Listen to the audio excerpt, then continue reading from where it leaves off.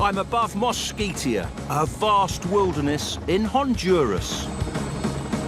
I'll explore the jungle with its lost cities and special animals soon. Honduras, a small Central American country the size of the US state of Virginia, is where I'll marvel at sabre wings and wine-throated hummingbirds, meet belligerent boas, and the legendary quetzal. On the world's second longest barrier reef, I'll swim with blue tangs and a hawksbill. I'll meet a memorable margay and the Honduran people of today. I'll also find out about Honduran civilizations of the past. This is Wild Honduras.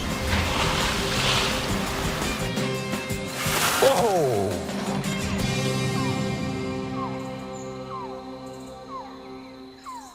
Stretching inland from the famous Mosquito Coast, Mosquetia is my first stop. It's the Amazon of Central America. I'm on board the helicopter of the President of Honduras. President Hernandez is a bird watcher and wants to show me this outstanding place in person. A 1,000-year-old lost city was discovered here in 2012. In the city of the Jaguar, an unknown civilization left a cache of precious objects, including animal sculptures.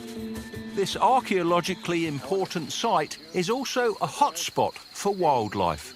President Hernandez introduces the survey team. Hopefully you can help us. Nice to meet you. Yeah. I'm Andres. Andres, buenos dias. Hello there. Hey, Alexis. Nice to meet you. Hi. Travis. What do you study? I study Jaguars. Welcome to the jungle. Thank you. Muchas gracias. Here we have 213 species of birds. And in the whole Honduran area, we are talking about more than 700. We know that there is a lot of species of snakes. Maybe you can help us to find the new ones. That would be a great honor to find a new species. Be careful. But you are trained for that. We're a long way from any hospital, so I will be very careful. So I'm searching for snakes by presidential decree. Soldiers stationed here to protect the archaeological sites and rainforest join us. They don't want to miss out on seeing me catch a snake. Travis will set camera traps, while the Honduran scientists take me to places where they've seen snakes in the past. The camera traps are placed along animal trails or crossing points. They'll be triggered by any movement, day or night. It will be nightfall soon, so we make our way back to camp. Great habitat. We've given it a pretty good go today, but no snakes. It's time for a unique box set. Travis, what are you finding out with your camera traps? Well, I'm finding some pretty interesting things right now. I mean, look at this jaguar. Here in La Mosquetia is probably the best reserve left for jaguars across the country. And look, I even have their main prey source, white-lipped peccary. I've seen them in Costa Rica, but they're quite rare in Honduras. Yes, they're the most endangered large mammal throughout Central America. It's good for tapirs here? Yeah, no, I'm seeing some great sign for tapirs. When you see all three of these guys, jaguars, tapir, and white-lipped peccary, you can't get much better forest than that. So this is a very special place. It's not for just Honduras, but for the entire world. Thanks, Travis. At dinner, the team tell me about finding a giant false coral snake over 1.5 meters long here. Only the second time it's been recorded in the north of Central America. I set off at dawn, imagining what it would feel like to find a new species of snake. Boa constrictor! Hey! This, oh dear me, this is a beauty. Oh, striking extremely fast. Oh, that hiss is blood-curdling boa constrictors. are renowned for being feisty, striking at his reflection in the camera. And inside that mouth, there are really sharp, recurved teeth. Boa constrictors catch small mammals and birds, lizards. One of the largest snakes in Central America. They can grow to be 5 meters long. This is a very dark one, beautiful markings along the tail. I didn't manage to find a new species, but this is quite spectacular. Constantly opening his mouth. Let's let him go now.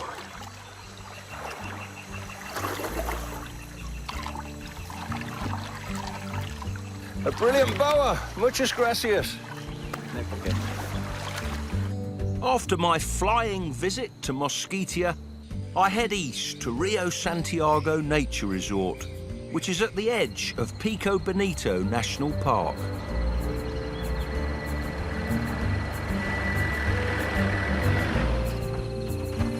Buenos dias, Nigel. Welcome, I'm Josue. Josue. Hello, I'm Alex. Alex, this is a magical resort. I can't wait to explore with you. Josue is a reptile expert.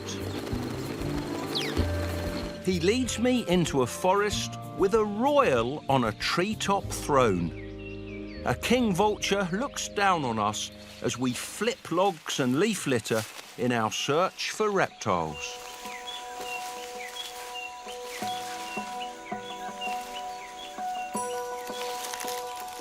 Nigel, snake.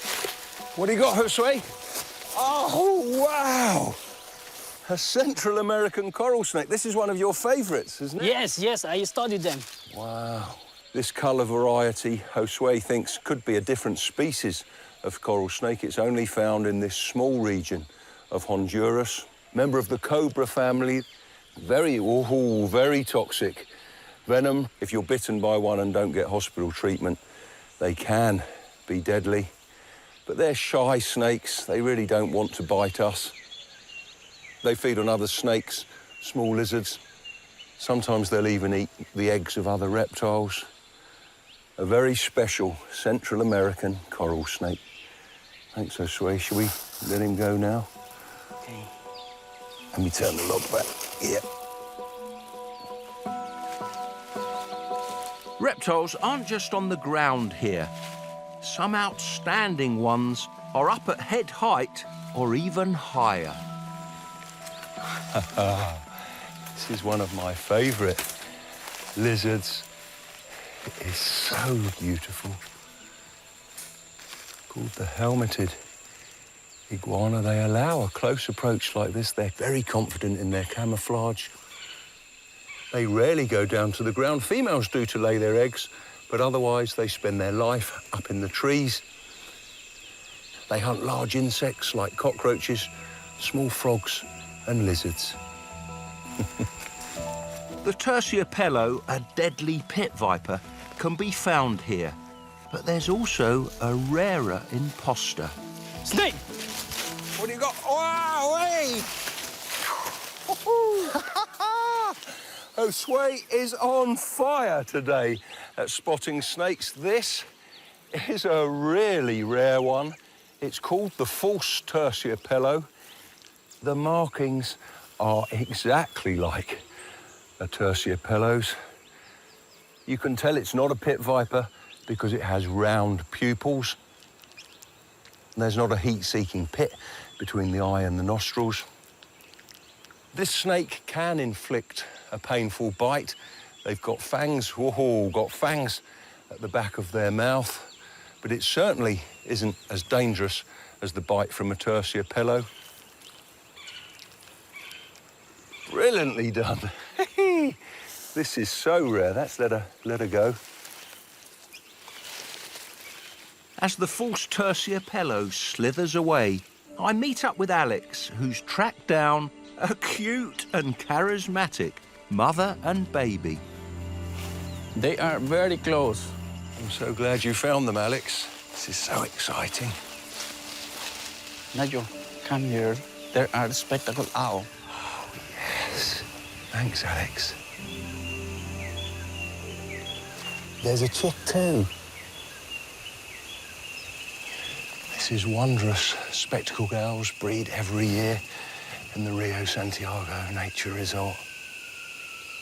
The chick leaves the nest after 5 or 6 weeks, but may stay with the parents for up to a year. I know we're here, but they're not too bothered, are they, Alex? These owls are powerful predators. One was even known to kill a full-grown sloth that weighed 4 times as much as the bird.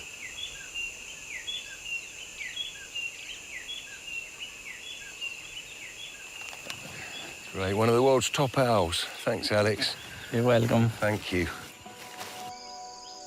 What a brilliant start. I don't often drink alcohol, but I just have to taste a beer that has a surprising connection to a local amphibian. Hey! Thank you. Thank you very much. A good beer. Great. Fantastic first day. Josue, the frogs have started croaking. Shall we go and see if we can find the one named after the beer? The tree frog in question has a tiny range. It's only found in just 10 square kilometres of Honduras. Alex knows its croak and soon lays his hands on one. Whoa! Hey, well done, Alex. The Honduran brook frog. This is the one whose scientific name is salva-vida, named after the delicious Honduran beer. Salva-vida in Spanish also means lifesaver. And when the scientists that discovered this frog were out late at night, when they came back, the beer really was a lifesaver for them. So they decided to name this little frog after the beer. I'll let it go. Brilliantly done. Thanks. The Honduran brook frog will only survive if this rainforest is protected. It's home for other fabulous frogs too. What a little beauty. This is called Fleischmann's glass frog. These little amphibians are so delicate, it's been reported if they're caught out in a thunderstorm and get a direct hit by a big raindrop, they can be killed. And if you're wondering why it's called a glass frog, let me show you. This is why. Glass frogs have transparent skin on their tummies. Remarkably, you can see this little frog's liver and beating heart.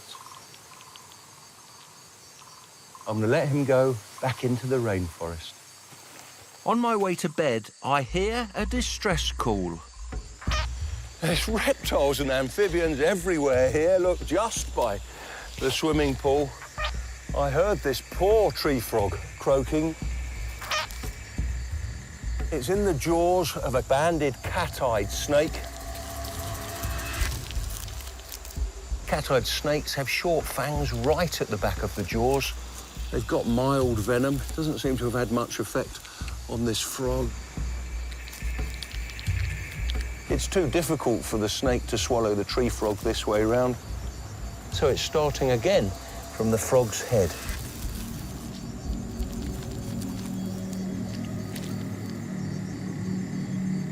The snake's virtually walking its jaws along the frog's body. You can see how the scales are distended as the muscular contractions are moving the prey into its stomach.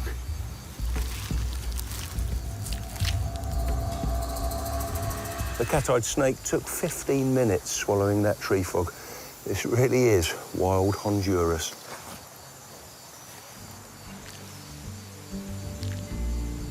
The next morning, I have company for breakfast.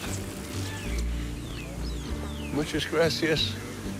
This is a perfect start to the day. Hummers feeding all around me. There's an anolis lizard on the rail over there. He's displaying to a rival.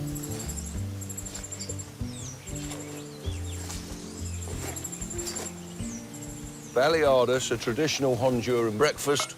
The tortilla is filled with avocado, beans, eggs, and cheese. Truly delicious. You can have breakfast with a dozen species of hummers here. That's a white-necked Jacobin. Hummers have extendable tongues twice as long as their bills. Sugar water fuels their acrobatic flight. Larger hummers, like this long-billed hermit or this purple sabre-wing, beat their wings around 50 times a second when they hover. Violet-crowned wood nymphs need 1.5 times their weight in sugar water every day. So there's competition around the feeder. Some things in the forest, like the flowers hummers are attracted to, stand out from the background. Other things blend in.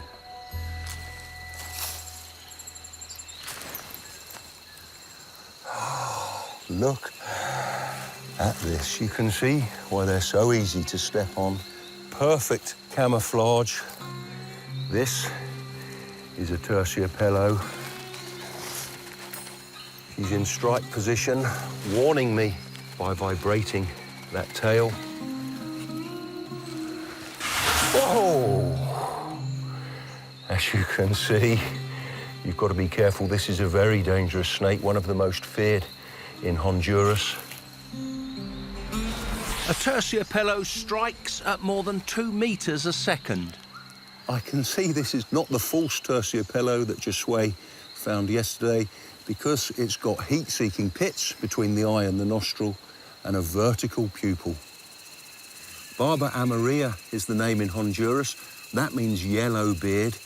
You can see these lovely yellow scales around the mouth. Warning me, vibrating her tail on the dry leaves.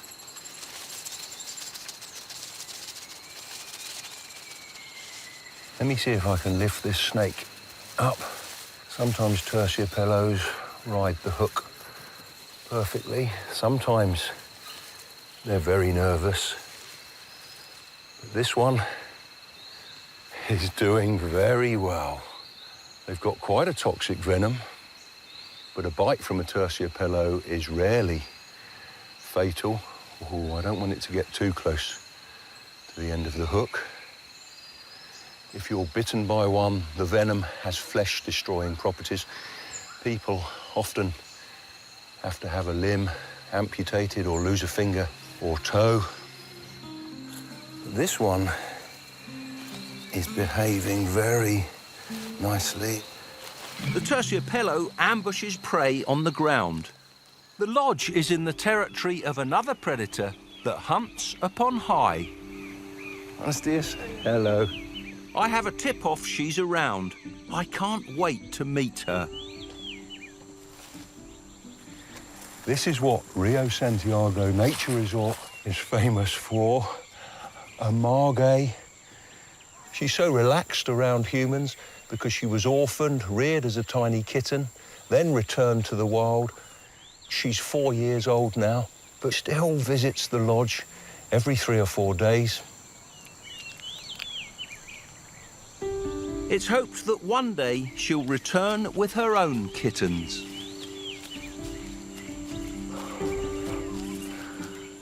Wow, such a delicate cat. The markings are glorious. Margays are natural acrobats, spending most of their life in the trees.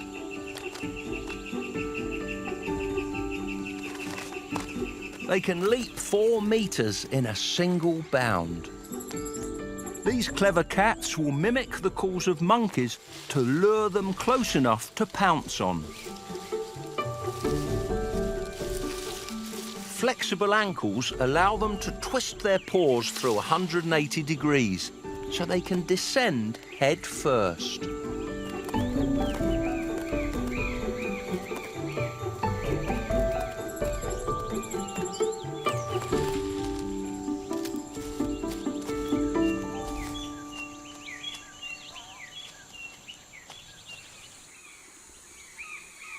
While I hung out with the margay, there's been a charming discovery. Look what Alex the guide has found now. They're a little smaller than the spectacled owls he showed me. Just here, a hummingbird's nest with 2 chicks inside. Alex has assured me that if I back off and stay still, I won't disturb the mother when she comes back to feed her babies. The chicks are fed like clockwork every 20 to 25 minutes, so I shouldn't have long to wait.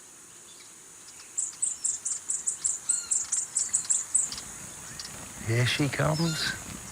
It's a female rufous-tailed hummingbird. In Hummingbird Society, the females build the nest, incubate the eggs, and feed the babies. The chicks need protein, so female hummingbirds hunt for insects and spiders. They can catch up to 2,000 every day.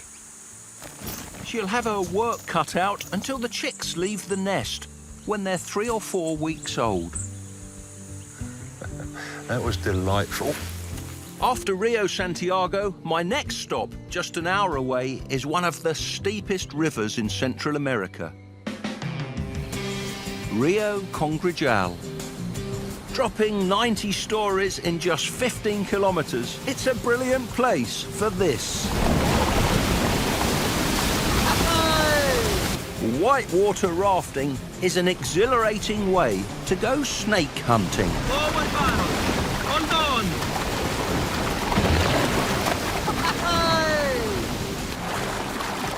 There's been reports of a massive black and gold serpent here. Great, adios. A la orden, mucho gusto. Muchas gracias. It probably hunts frogs in the pools between the riverbank and forest. There's the snake.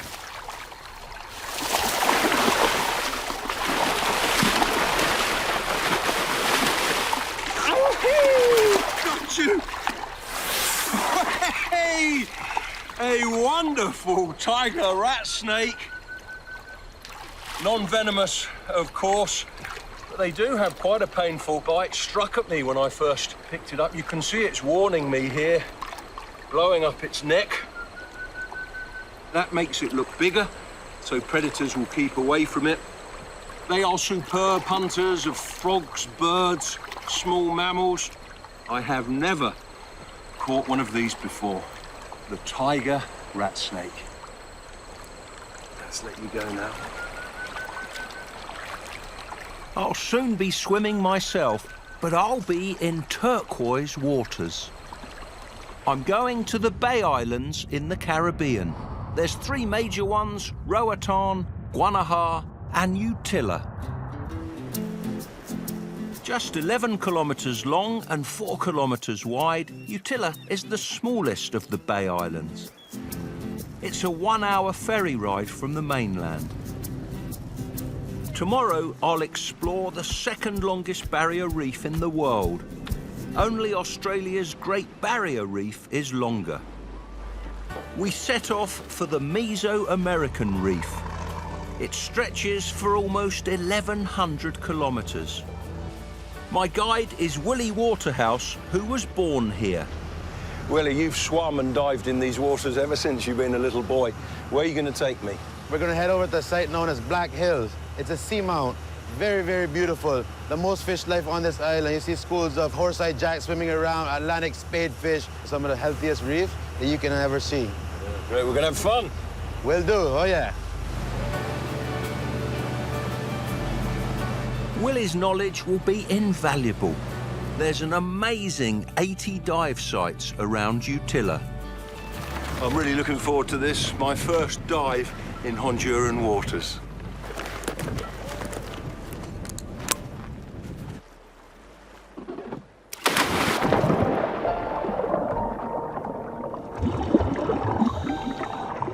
The reef is spectacular, with dazzling corals and fish. Just under the boat, I join up with a school of Atlantic blue tangs.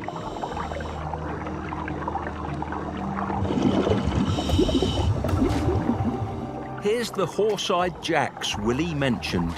Their big eyes with fleshy lids make them look a little horsey, which gives them their name. We glide over impressive underwater gardens.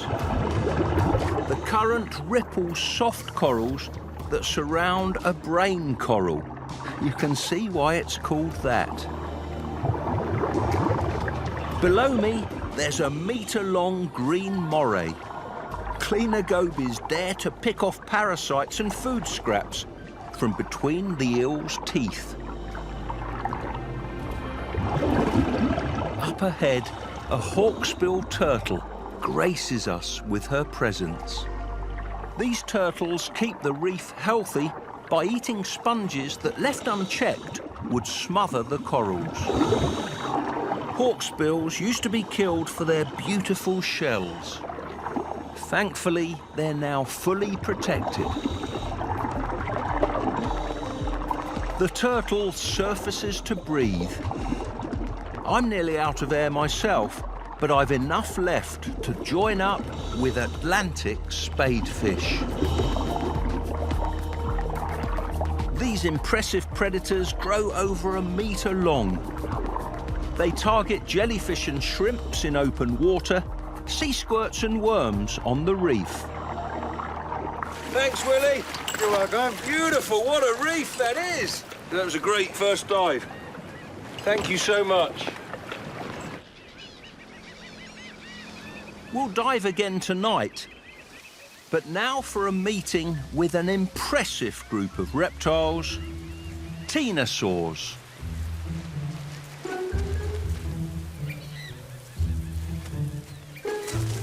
There's 2 species of ctenosaur on Utila. They're also called spiny-tailed iguanas. This is the black spiny-tailed iguana. The male has a long crest of spines along the back. These are the fastest lizards on Earth. They've been clocked at 35 kilometers an hour. The male's displaying to the female, nodding his head.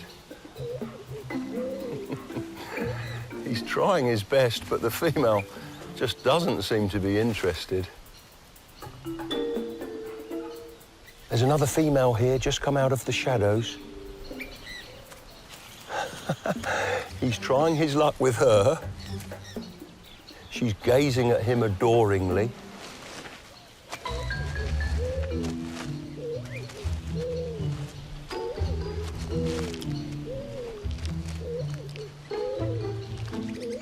He's gently biting her on the scruff of the neck. I can see his teeth dragging her along. She must have been dragged about 2 meters. The original female that he failed with is just watching. She seems a bit irritated now. He's mating with the new female.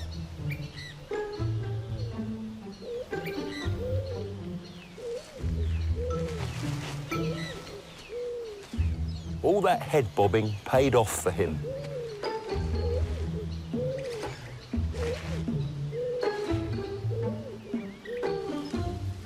When they're hatchlings, these lizards feed on insects, but as they grow older, they become mainly vegetarian. There's one just over there, swallowing a flower.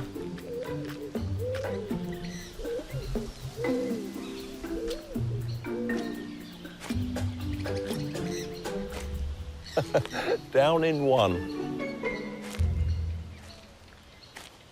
Black spiny tails are thriving all over Central America. But a ctenosaur only found on Utila is in desperate trouble and is in need of help. Salads are prepared for a breeding colony of Utila spiny-tailed iguanas. The locals call them swampers. As well as salad, swampers adore seafood.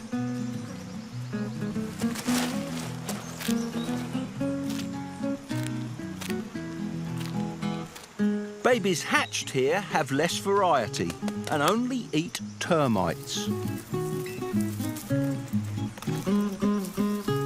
They're grown on for release into the wild.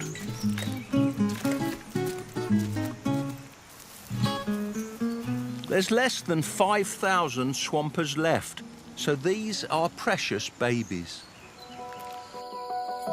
I join Lewis from the iguana station to release a batch of babies into their natural home.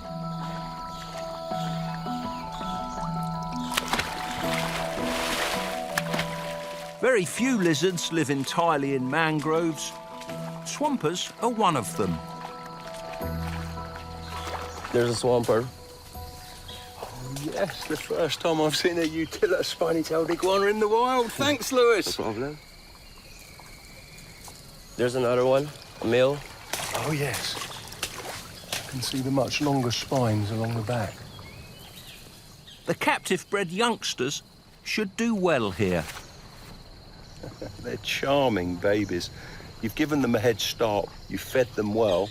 How long have you kept them? For 1 year, then we release them. They behave like wild lizards.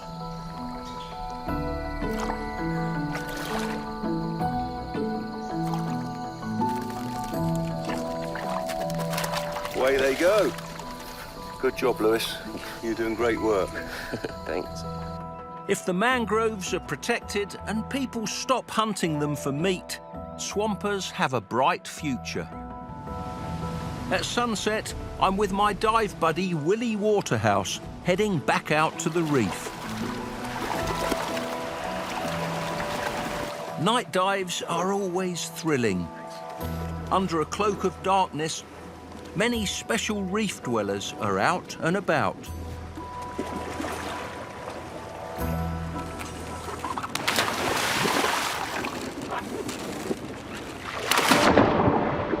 There's a strong current, so we stay close to the reef.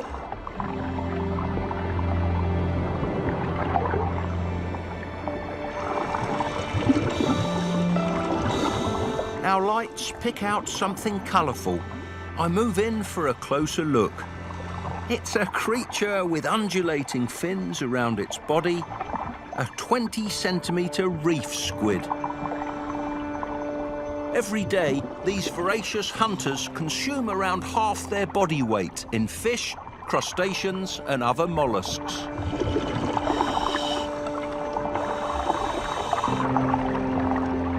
Weaker swimmers shelter from the strong current. This balloon fish doesn't need to swim fast because if it's attacked, it inflates its body and doubles in size.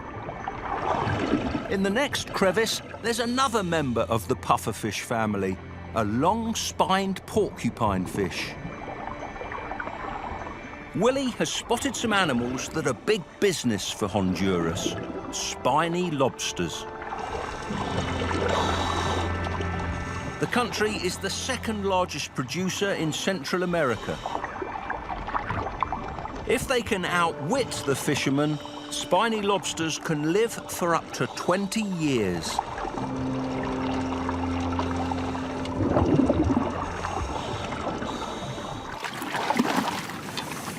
Oh, that was wonderful. The reef comes alive with a different cast of creatures. At night, lovely spiny lobsters, a wondrous squid, and lots of beautiful pufferfish. That was a fabulous dive. The next morning, it's time to leave the beautiful island of Utila and return to the mainland. In central Honduras, there's a spectacular volcanic landscape encircling Lake Yahoa. The country's largest lake has a surface area of 79 square kilometers. To explore this watery world, I joined Katinka Domen from Beaks and Peaks, a company that shows wildlife to visitors in Honduras. That's a fork-tailed flycatcher. The lake has an average depth of 15 meters. Floating vegetation attracts birds that live on their tippy toes. There's lots of northern Iguanas here, charming birds. They're also known as lily trotters because of their propensity for walking on lily pads. Preposterously long toes. They splay those to help spread their weight as they're walking on the floating vegetation.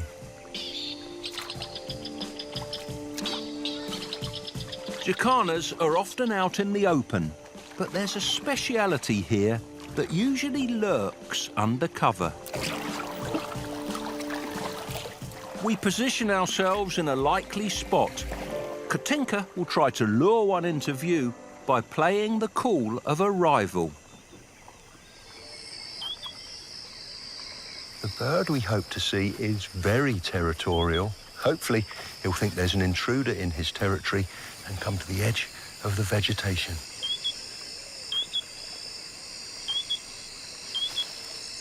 I see the leaves moving. He's on his way. A yellow-breasted crake.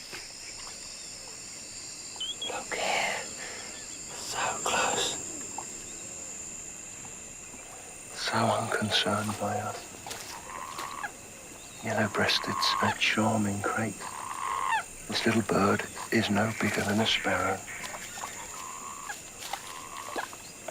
What an encounter. This is the best place in Honduras to see these birds.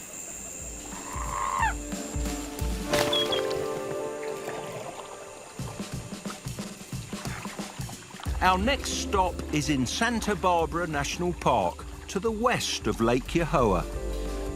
We begin our trek near the village of El Cedral and climb up to 1,800 metres. We're in search of a creature that the ancient Maya people associated with their feathered serpent god. Even today, it's considered divine. Chimiche. These are the berries they like. The creatures Katinka is hoping to show me are frugivorous. They feed mainly on fruit, but they will take the odd insect or lizard. When the Maya saw this bird fly, they thought its tail was like a serpent slithering in the sky. Nigel, there's a quetzal over there. Oh, yes. He's looking right at us. A resplendent quetzal, surely one of the loveliest birds in the world. Oh, that's magnificent. I love the way the green feathers on the wing extend onto the breast, just like fingers.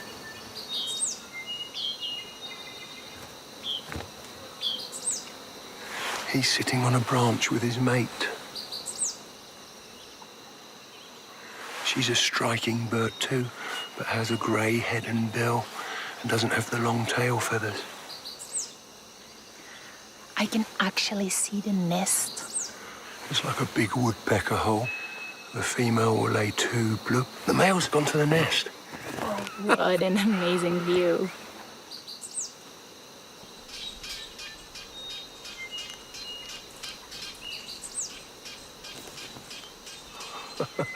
He can't get the tail feathers all the way in.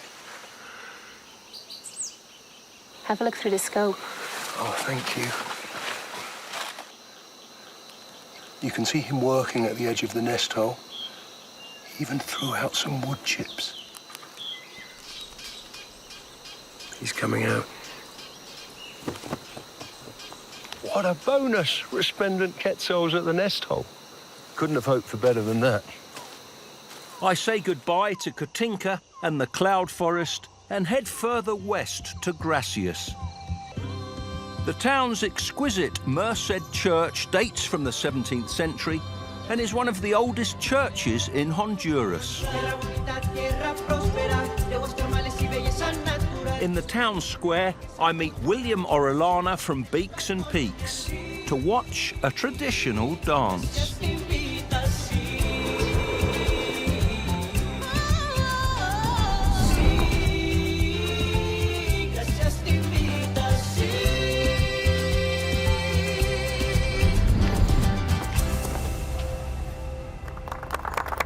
Guanasco dance symbolises friendship between neighbouring communities. Bye-bye. Gracias is where both William and President Hernandez were born. The president wants to show me a unique Honduran, so we meet on the farm where he grew up. Beautiful country. It is. It is. What a lovely place to grow up. Yes. I remember when I was little here. See if we can see our target. You know, it's a hummingbird. It's the Honduran emerald. That's the one we're looking for. Well done, President Hernandez. You know, when I was little, we saw this bird, but we didn't know it was an endemic species for Honduras until recently. He showed the bird to me. The only endemic bird to Honduras, a very special one, not found anywhere else in the world. Yeah, it is. He's away. Thank you, William. Okay. You promised you'd show me the Honduran emerald. Thank you for letting us look on your property. Thank you, William. Amazing. Okay. Thanks, President Hernandez.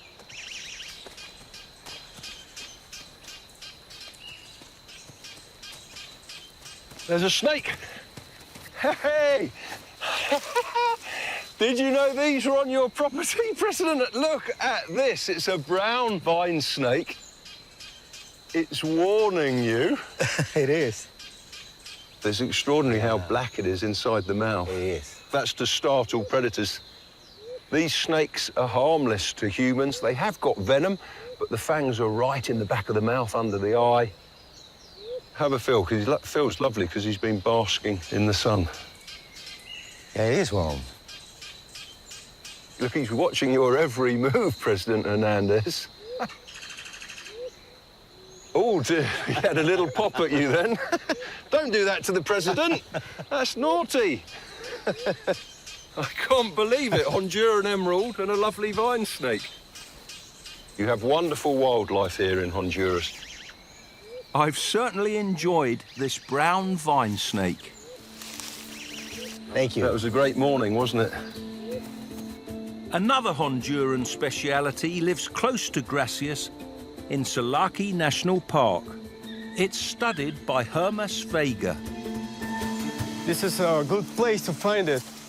OK, Hermes, I'll check out this bromeliad. The animal we're looking for hides out in bromeliads to stay moist and avoid predators. Nigel, I found one. Let's have a look. Oh, beautiful. They're tiny, aren't they? A Salaki mushroom-tongued salamander, a charming amphibian. Mushroom-tongued because they catch their prey by shooting out a sticky tongue in the shape of a mushroom. Let's let you go now. This endangered salamander is only found in Honduras. On my final stop, I'll find out about animals that have made a remarkable comeback and the Maya city of Copan. I stay in the forested hills above the archaeological site at the charming Hacienda San Lucas. Gracias. Adios. After a cup of coffee, I travel back some 1600 years to when the Maya ruled. Copan has great temples, palaces and plazas. In the ball court, good and evil were represented in a ceremonial game.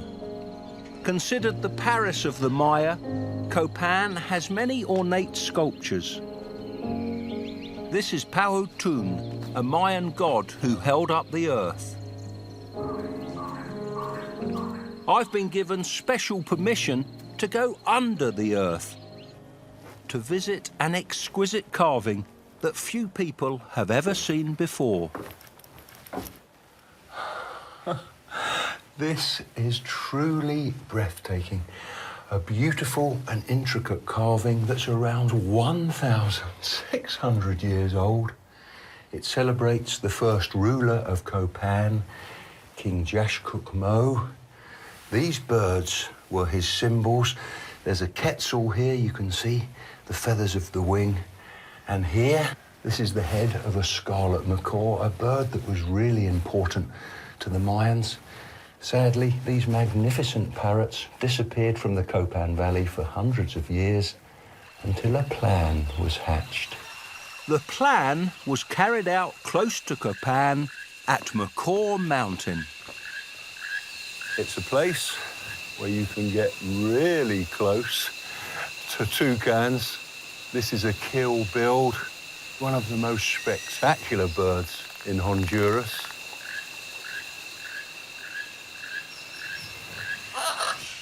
It's also a place with a captive breeding colony of scarlet macaws. Parrots taken illegally as pets were rescued and now breed here. Their offspring are released into the Copan Valley. The Maya would have approved. In their culture, scarlet macaw feathers were the colours of the sun.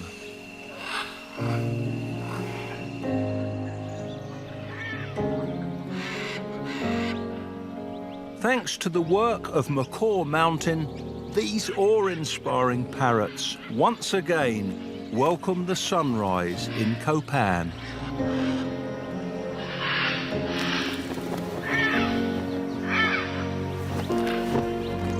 Today, there's over 50 of them, and they're nesting successfully in the wild.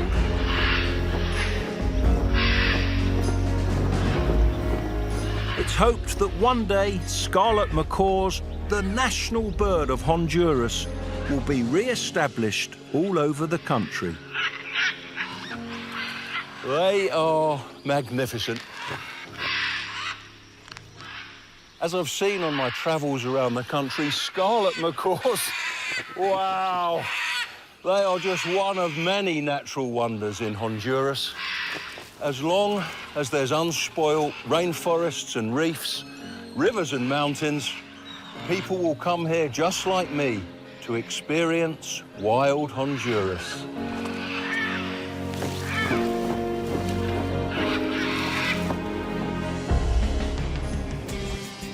This petite Central American nation is home to some 500 million species, 5% of the world's biodiversity. I'm on a pristine Pacific beach with stunning scarlet macaws. I'm beginning a journey to meet the wildlife of Costa Rica. In the mountains, along fast-flowing rivers, and in the rainforest. I'll meet insect farmers and their queen, marvellous mammals. Look what is under this lid. White tent-making bats. And an extraordinary dancer. There'll be super scavengers and fabulous frogs. These are always a delight. A strawberry poison frog. They climb hand over hand. Costa Rica is in the middle of the Central American Isthmus. My adventures begin in the Osa Peninsula.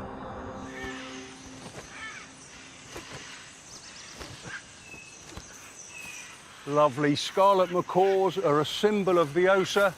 It has the largest population in Costa Rica. There are over 1,200 here.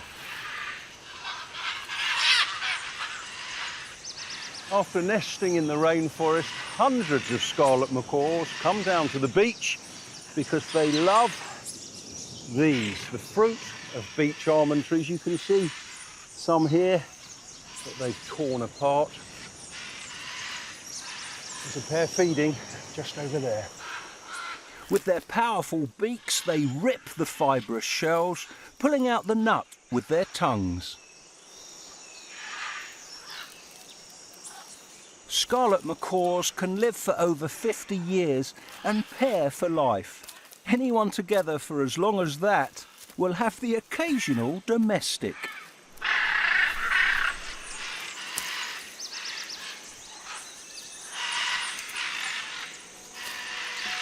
There isn't anywhere else on the Pacific coast of Central America with a larger swathe of lowland rainforest than here. The Osa Peninsula has about 50% of Costa Rica's species, including agile fruit eaters. The Osa is a paradise for primates. Look how close I am. It's a family group of Jeffroy spider monkeys. Troops can have up to 50 individuals. 80% of their diet is fruit. There's 3 of them here gathered around this mass of palm fruits. Jeffroy spider monkeys are pretty intelligent.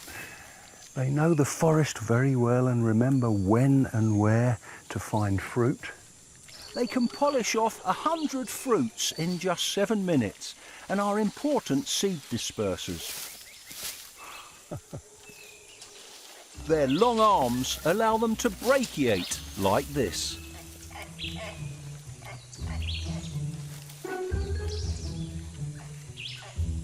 Before a siesta, one monkey has to scratch the mother of all itches.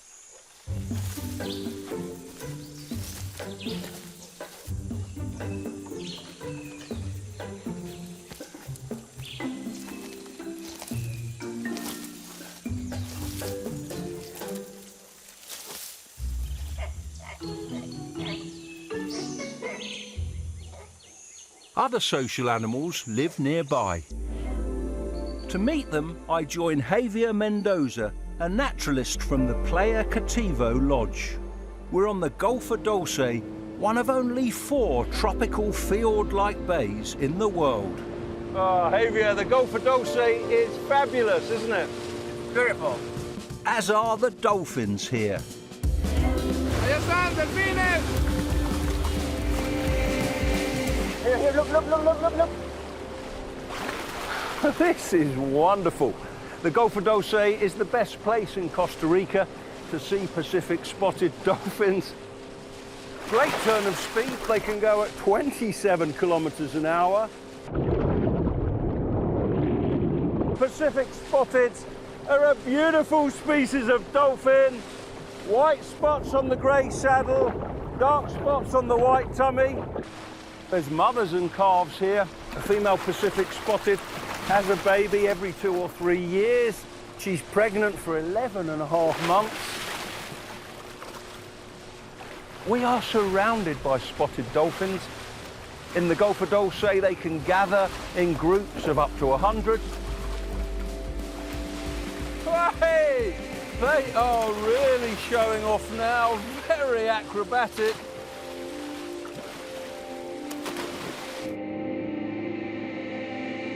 There's so much to see in this lush corner of Costa Rica. La Tarde is a reserve with over 30 species of snake. I leave at dusk with Eduardo, the owner. He's a snake expert like me. Oh, Eduardo. What a wonderful tree. Okay, nos vemos. Good luck. Okay. Eduardo will search nearby while I track down a snake that hunts in the vicinity of this majestic strangler fig. Strangler figs provide fruits and homes for a multitude of animals. A couple of nights ago, Eduardo found a pit viper just around here. There's the pit viper. Moving beautifully. This is a Costa Rican classic, an eyelash pit viper. It's an adult female. They can climb very well, so she's using her tail to hang on to the vegetation. Snake lovers call this variety the Christmas tree because of these festive markings, green and red. This is the commonest form on the Pacific coast. The scales above the eyes that look like eyelashes give these snakes their name. Venomous, of course, but they're not aggressive. They'll only bite in self-defense. Called a pit viper because of these heat-seeking pits between the eye and the nostril. They can detect prey and predators in pitch darkness. They've got prehensile tails. Look at the way she's curling her tail around my finger. Oh, got to be careful there. She was probably moving between ambush sites. They can spend 2 or 3 days waiting for prey. And she'll go and find a new place to lurk in wait for a lizard, a small mammal, or a bird. Her prehensile tail will help her climb to an ambush site and anchor her in position.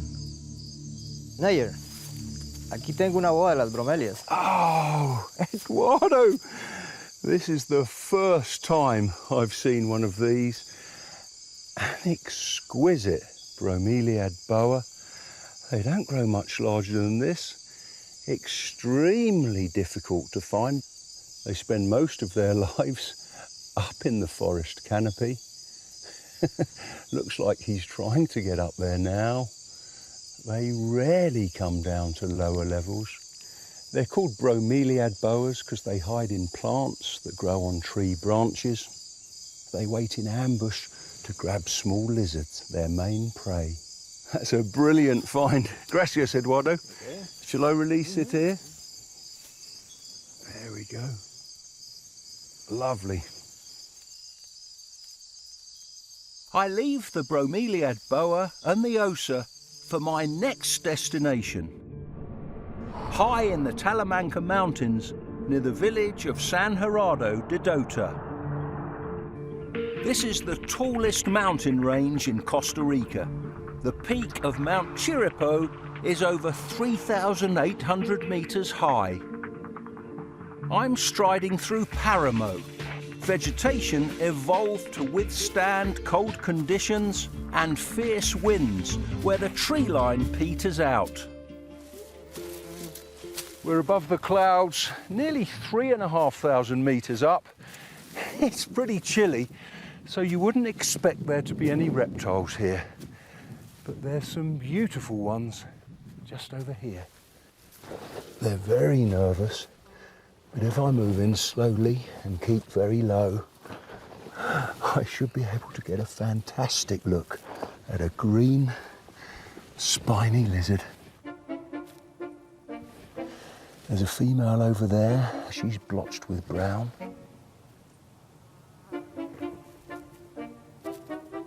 He's bobbing his head at the female. He's running towards her. He's displaying his blue throat pouch. She's biting him.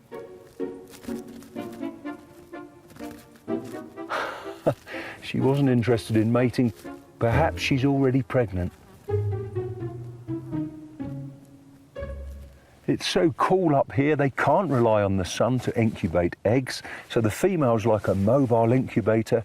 She basks in the sun to keep the embryos inside her warm and then gives birth to a litter of 6 to 12 tiny babies.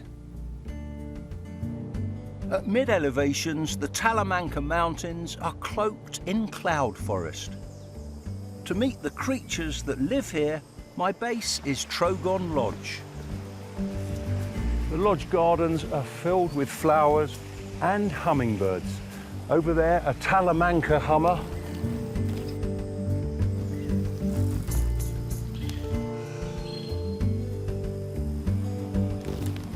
It's named after the mountain range I'm exploring now. At this altitude, there's other iridescent hummingbirds. They set the flower beds on fire. This is a fiery-throated hummingbird.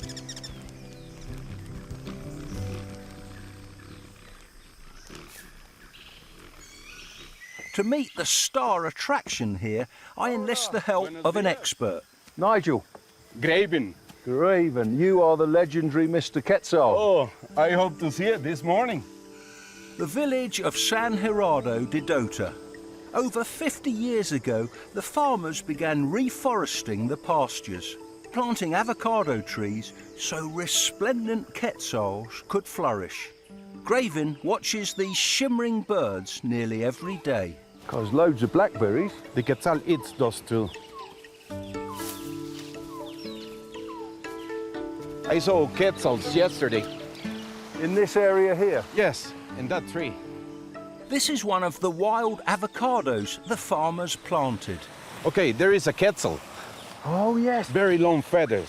Oh, that's a lovely male. Those long plumes are extraordinary. They can be up to 1 metre long, but they're not the quetzal's tail. The feathers grow down from the bird's back. He's flown up. He's taking an avocado now.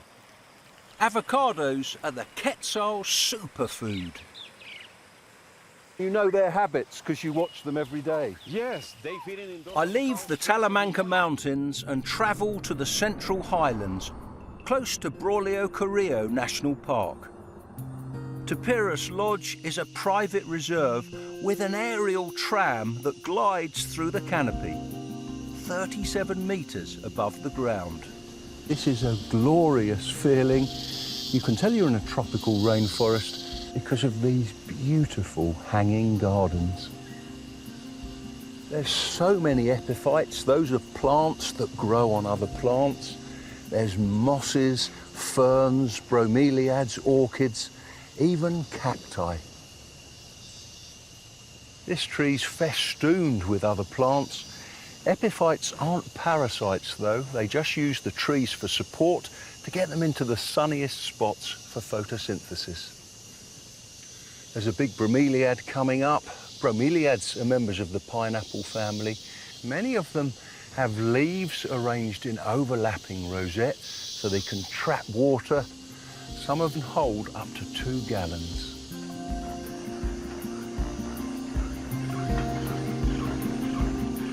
Gracias. Now I'm going to explore the rainforest on the ground. I want to get on the tail of the creature that gives this place its name. Tapirus Lodge is named after this beautiful animal. It's a Baird's tapir. She was here 15 years ago when the aerial tram was built and has attracted many followers. There's white-nosed coatis here. They've come for the same fruit as the tapirs. Coatis consume invertebrates too. They sometimes pluck ticks from tapirs to eat. These really are peculiar mammals. They're related to horses and rhinos.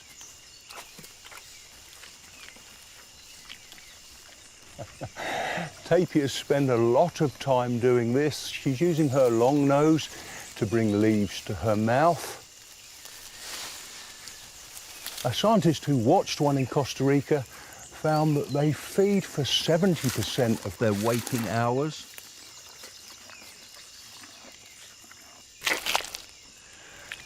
Very hard for me to walk through this mud. My boot's stuck. But tapirs have feet specially designed for moving through muddy rainforest. To spread her weight, the tapir's toes splay out when her foot goes down, then come together again when she pulls her foot out of the mud. She's produced many babies and gave birth to her 8th just after I left Tapirus Lodge. It's a shame I didn't get to meet the calf. Its white spots and stripes will disappear in 4 to 8 months. In the forest, there's a nursery for other stripy babies. Stanley Salazar, a frog expert based here, takes me to see them. He made the nursery by attaching the husks of monkey fruits to trunks. These miniature worlds are breeding sites for an unusual frog with a crown. This one has tadpoles. Oh, can I see? Look at this. Those are monstrous. Huge tadpoles and a huge newly metamorphosed frog. The extraordinary thing is these massive tadpoles and froglets wouldn't grow at all without help from their mum. Okay, let's go this way. Okay, Stanley. There is the female. Oh, yes. A female crowned tree frog. They get their name because of these bony projections on their head that look like a crown. She's at the edge of her nursery. So how do these frogs look after their young? She visits her babies every 7 to 14 days. The tadpoles nibble her skin to stimulate her to feed them. She'll lay infertile eggs for them to eat.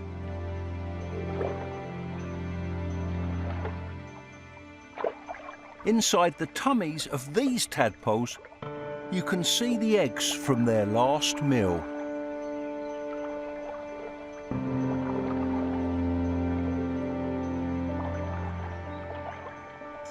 Crowned tree frogs are superb mothers. They're fabulous frogs. Pura vida, Stanley. Con mucho gusto. You've made some fantastic discoveries there. That afternoon, termites take to the air on their mating flights. Above the river, they're at risk from macaca, a close relative of the piranha. The mating flight of the termites is over when Stanley and I go in search of another fantastic frog. But we must tread carefully. Watch out, Nigel. Bullet down. I'm glad Stanley pointed these out. A nest of bullet ants isn't something you'd want to stumble into by accident. Bullet ants are certainly impressive. They're one of the largest ants in the world. They can grow to be over 2.5 centimetres long. They're also renowned for having one of the most painful stings of any insect. An entomologist who was stung described it as intense, pure, brilliant pain, as if you were walking on burning coals with a 5 centimetre nail in your foot. I think I'll give that a miss. Dink frogs are dinking everywhere. We're looking for a frog that's 4 times their size. Nigel, tiger frog. Oh, well spotted, Stanley. Wow, hey, this is a truly fabulous frog. Every frog lover wants to see one of these. The local name is the tiger frog. It's also called the splendid leaf frog. It's got wonderful tiger stripes along the side of its body. These frogs don't normally jump. Watch how they move. They climb hand over hand.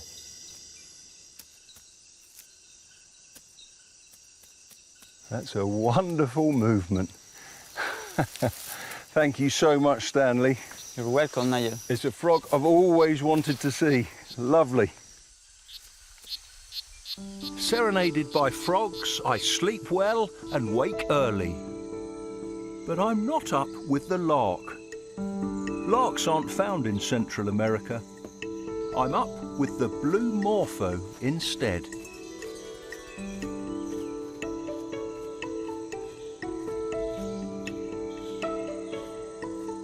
I'm meeting a guide with a familiar name. Nigel. Marvin. I don't believe it. I'm Nigel Marven. You're Marvin. Absolutely. In that case, welcome, Nigel Marven. Thank you very much. You're going to show me some very special animals. For sure. Please come with me. Thank you. Marvin is keen to show me some well-camouflaged tree huggers. You're keeping me on tenterhooks. That's Where idea. are they? Yes. It is right up there. Great put 2 in its cheek. The baby is adorable. When they roost by day, great potus usually sit in plain sight. They rely on their camouflage to look like a broken bough. They usually sit crosswise across the branch, just like this one. They're big birds, 51 centimetres or so. They hunt at night, sitting on a perch, sallying forth for large insects. Sometimes they even catch bats.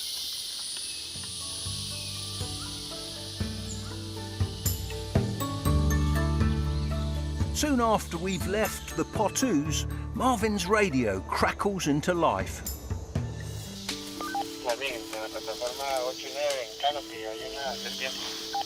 Nigel, somebody found a snake by the zip line. Right, should we try to see it? Of course, let's try. This is a fun and quick way to get to the snake. Whoa! On a zip line that's 70 metres above the ground and 700 metres long. Way! Well Thanks, done. Marvin. You're welcome. What a ride Good that job. was. It is beautiful. I hope the snake's still there. Probably. Look, an eyelash pit viper right there. Oh, there it is. Brilliant. This is the same species I found on that giant strangler fig in the Osa Peninsula, an eyelash pit viper. But there I saw the Christmas tree variety. This yellow form is called the oripel. Beautiful golden scales. The venom is quite toxic, but they rarely cause fatalities if they bite humans. The guides at Tapirus Lodge are always looking out for these.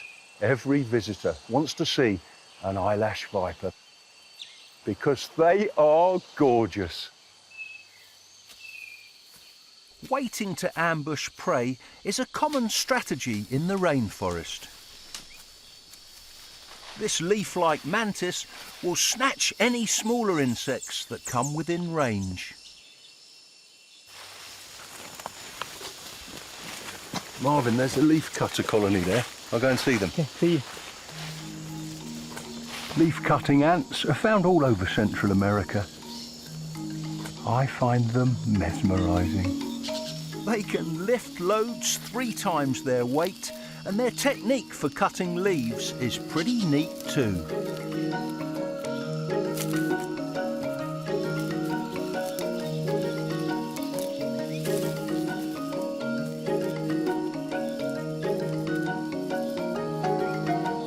In the procession, some of the leaf cutters carry an extra load. Smaller ants. I love seeing the tiny leaf cutters, they're called minima, riding on the leaves. The minima ward off parasitic flies that try to lay eggs on the larger workers.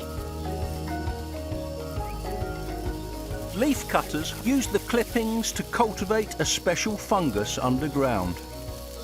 To see their fungal gardens, I visit Aguas Bravas, where Leo Guerrero has leaf cutters in captivity. Here's the fungal garden.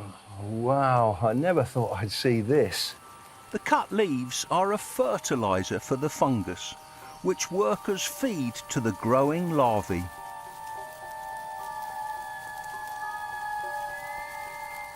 Colonies can have up to 5 million individuals. All of them come from eggs laid by the queen. There is the queen. Oh, she's huge. Can I hold her? Yes. Meeting royalty. What a thrill. Leafcutter queens can grow to be 5 centimetres long and live for 25 years. Let's put this egg-laying machine back in her nest. She can lay up to 30,000 eggs every single day. The queen's subjects scurry to attend her every need. Muchas gracias, Leo. The Central Highlands are dominated by volcanoes. The peak of Turrialba soars to 3,340 metres. The volcano is in plain view from my next destination, Rancho Naturalista.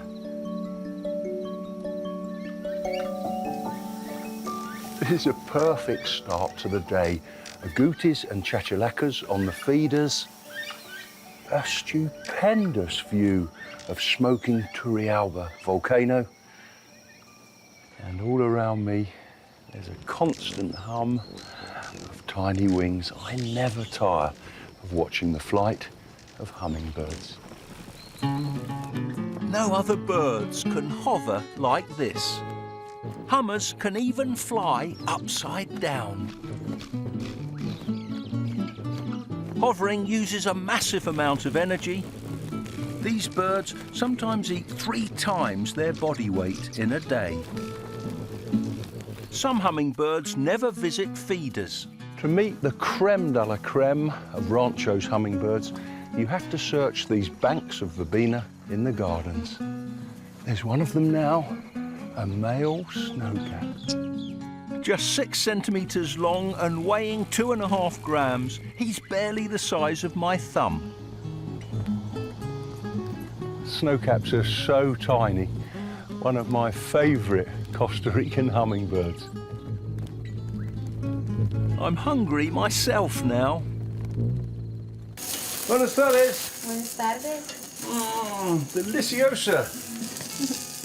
While the vegetarian kebabs cook, Rancho's hummers sip their last meal before roosting.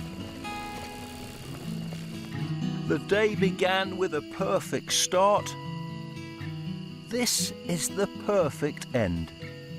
Cheers to Rancho Naturalista. After my flying visit to Rancho, I leave the Turrialba foothills and head down to the Serapiki lowlands. In the 1980s, this pristine rainforest was in danger. Giovanni Holbrook saved it from being logged and built Selva Verde Lodge. I visit in July, in the rainy season, a good time for wildlife. You don't have to go too far to see it. There's rarities just under here. There they are.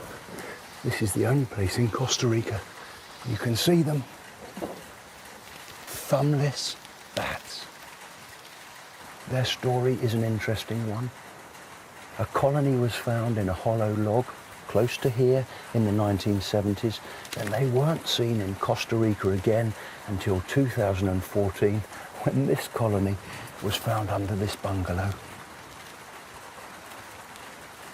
Thumbless bats do have thumbs, but they don't have a claw on them. The thumbs are often hidden in the wing membranes, which makes them difficult to see and gives the bats their name.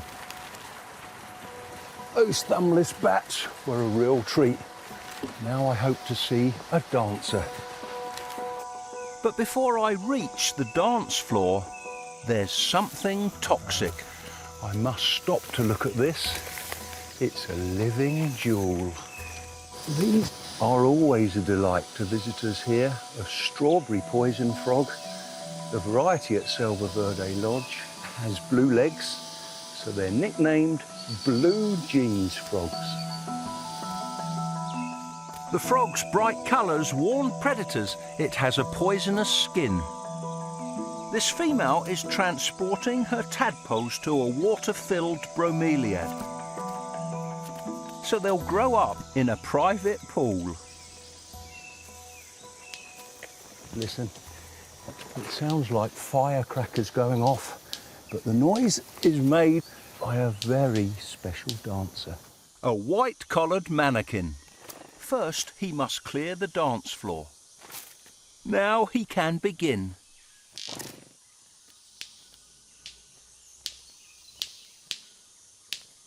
His display is to attract females. An extraordinary performance.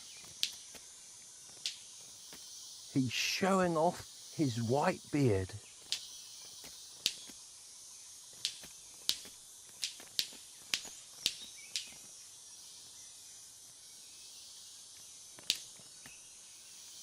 That was a high-energy performance. He's having a well-earned rest.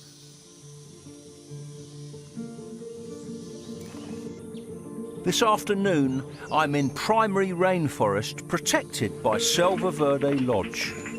My guide, Ivan, knows the precise whereabouts of some extraordinary animals. The first of them is Venomous. So let me show you something. It's been there for more than a week. Oh, I can see. A lovely hog-nosed pit viper. The ultimate sit-and-wait predator. Beautifully camouflaged. Yes, it is. This one is a juvenile about 20 centimetres long. It could grow to be 3 times that size. I wonder how long he'll have to wait until prey comes within range. Now Ivan takes me to some other predators that stay put by day. There is a crested owl. Oh, yes.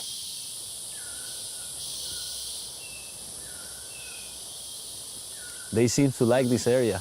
We saw it here a few times before. They're spectacular owls with these fabulous feathery eyebrows that look like crests. Oh man, I can see the chick just to the right of the adults. Lovely white feathers. Crested owls will eat small mammals and frogs, but large insects are their main prey. Thank you. What a fabulous family. Brilliant. It is. Even whiter animals are next on Ivan's to-show list. What's this magnificent tree? Well, here in Costa Rica it's known as a sura or guayabón. Wajarong. Ivan seems to know every leaf here. Look what is under this leaf. Oh, wow. White tent-making bats. These little bats work together, nibbling along the midrib of the leaf so parts of it collapse to form a perfect tent. White tent-making bats are fruit eaters. They particularly relish a kind of forest fig. I'm astonished at how they can stay so white and clean. You'd think eating figs they'd be spattered with juice. I can't even eat a bowl of soup without spilling it down my shirt. It's starting to rain now, but they've got a perfect shelter.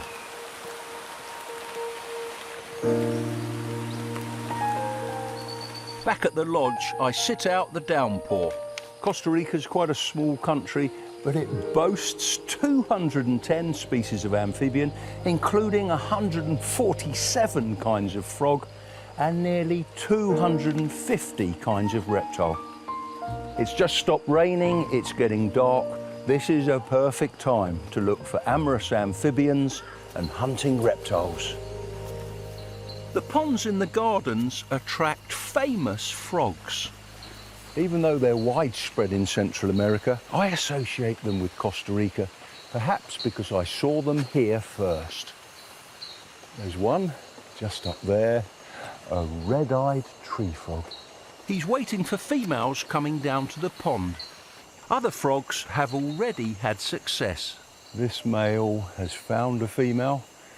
He's riding on her back. They'll stay together like that in amplexus for the whole of the night. They'll find a leaf overhanging the pond. She'll lay her eggs and he'll fertilise them. When the tadpoles hatch, they'll wriggle out of the jelly and drop into the water below. I wonder what else is out and about. There's a snake. I've seen this one in the book. They climb in low bushes and trees, a harmless species, the clouded snail eater. It specialises in swallowing slimy and gooey prey. They hunt slugs and snails. They can even winkle a snail right out of its shell. This is a pretty good sized one. They grow to about 85 centimetres or so. Extremely good climbers, so let's let him continue on his hunt. Thank goodness the Holbrook family protect this rainforest and its extraordinary wildlife. I leave Selva Verde Lodge for another stop on the Caribbean side of Costa Rica, near the town of Boca Tapada. There's some fabulous lowland rainforest here too. Nestled in a clearing lies Laguna del Lagarto Lodge. It's famous for an exclusive restaurant that attracts hundreds of superb scavengers.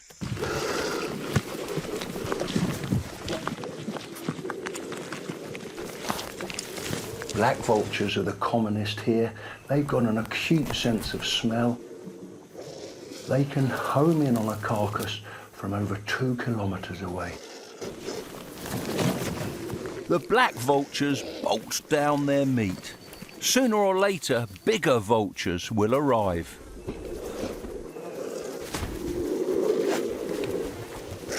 There, the first king vulture. Such a spectacular bird. There's another one just come in, landed on the branch behind the feeding frenzy. They've got a 2-metre wingspan. And these brilliant colours on their heads. I saw these in the picture books when I was a little boy. This is the first time I've had a close look at them. These vultures have a formidable beak for tearing hide and skin to open up carcasses.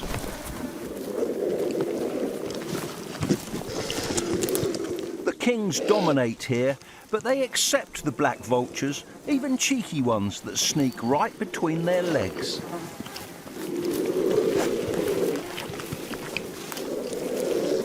There's a young king vulture here. Even though he's got black plumage, you can see how much larger he is than the black vultures. When they're 4 years old, they get the full adult plumage. And the gaudy heads that adults use in threat displays. This is such a thrill. There's 8 king vultures there now. 6 adults and 2 juveniles.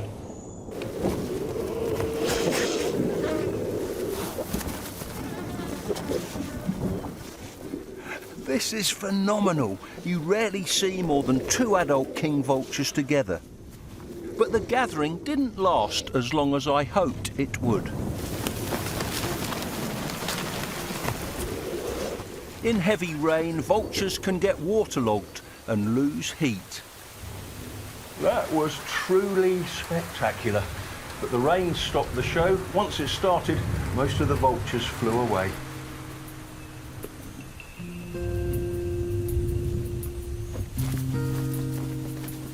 I leave the vultures drying off and travel to the Caribbean coast near the town of Matina. I'm visiting Pacaya Reserve, a base for eco-tourists, volunteers and researchers. I meet up with scientist Ben Pickup. Ben, what's this lovely mural? So each of these turtles represents an actual nest. Every time we find a nest this season, we paint them on the wall. Leatherbacks are the main turtles that nest here. I hope to see babies in this hatchery soon. But first, Costa Rica's top predator. So we've got some really nice jaguar tracks here. It must have walked down here last night. Oh, yes, and gone round this corner. And there's a perfect paw print. Wow. And this is a big animal. It must be an adult. This is great, walking in the footsteps of a jaguar.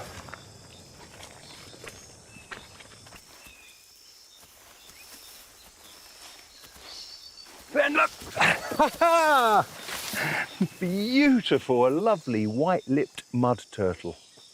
They rarely come out of the water. They don't even bask in the sun. So maybe she's looking for an egg-laying site. I can tell it's a female because she's got a flat plastron.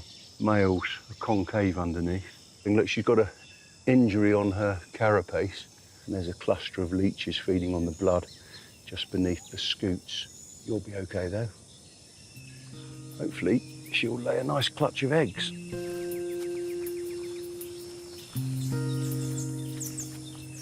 Ben tells me there's a photo booth for jaguars and other cats up ahead. So this is our camera trap here. Okay, and then what's this? That there is the scent station. We top this up every month. Oh, that smells expensive. What is it? It's Chanel number 5. Why Chanel number 5? They love it. It's just like catnip to them. I hope it helps you record them well. The perfume really does pay off and stops a jaguar in its tracks.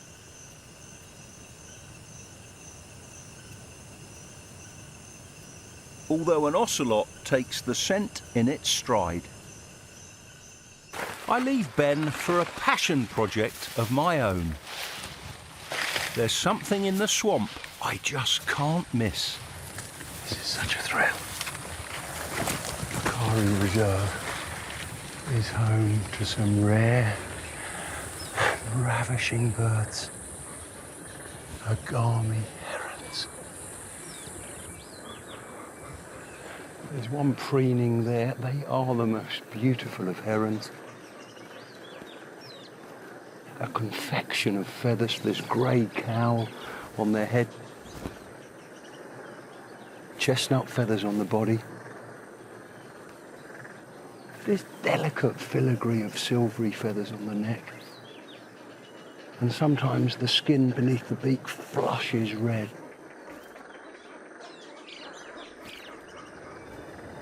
Their rapier-like bills are 16 centimetres long, a fifth the length of the bird.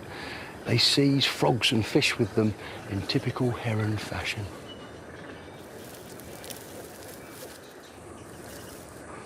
Spending time with these birds is so special.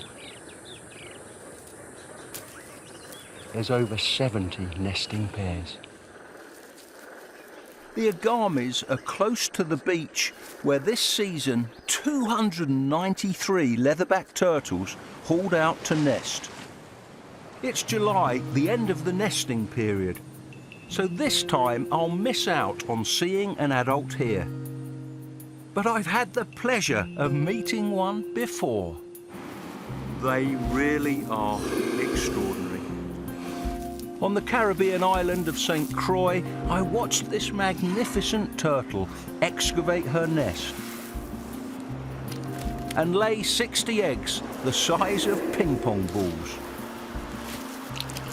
I'll never forget being alongside this 2-metre, 600-kilo turtle.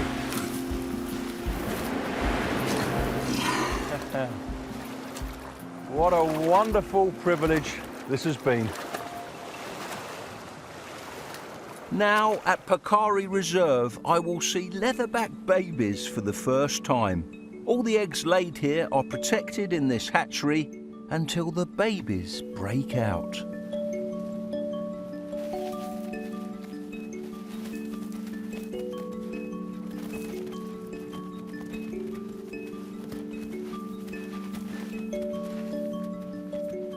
The hatchlings are counted, measured and weighed by the researchers.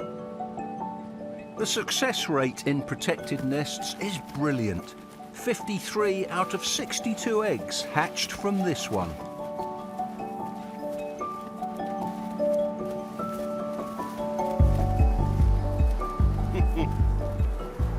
Watching baby leatherbacks rowing down the beach towards the Caribbean is just one of many wildlife highlights I've witnessed in Costa Rica.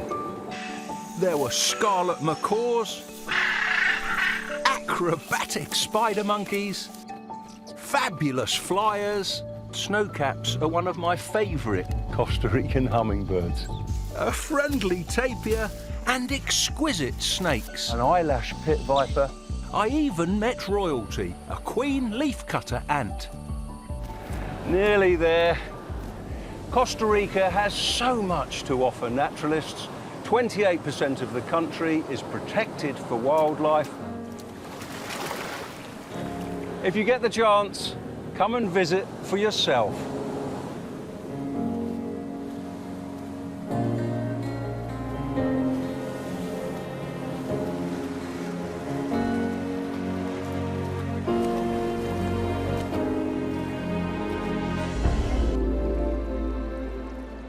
Volcanoes tower above a lake that's 240 meters deep, the deepest in Central America. I'm in Guatemala on one of the world's most beautiful lakes, Lake Atitlan. Many Guatemalan landscapes are dominated by volcanoes. The country has 37, including 3 that are still active. As well as incomparable physical beauty, Guatemala has astounding wildlife. On my adventures here, I'll meet a majestic lizard with a venomous bite and be serenaded by black howlers. I'll climb the world's most massive pyramid and scale a waterfall to meet a stunning palm viper. I'm astounded by a lizard. That was brilliant. Startled by a crocodile, and witness the Earth's subterranean power. Guatemala is in the north of Central America. Lake Atitlan lies in the southwest highlands. I visit nearby Los Torales.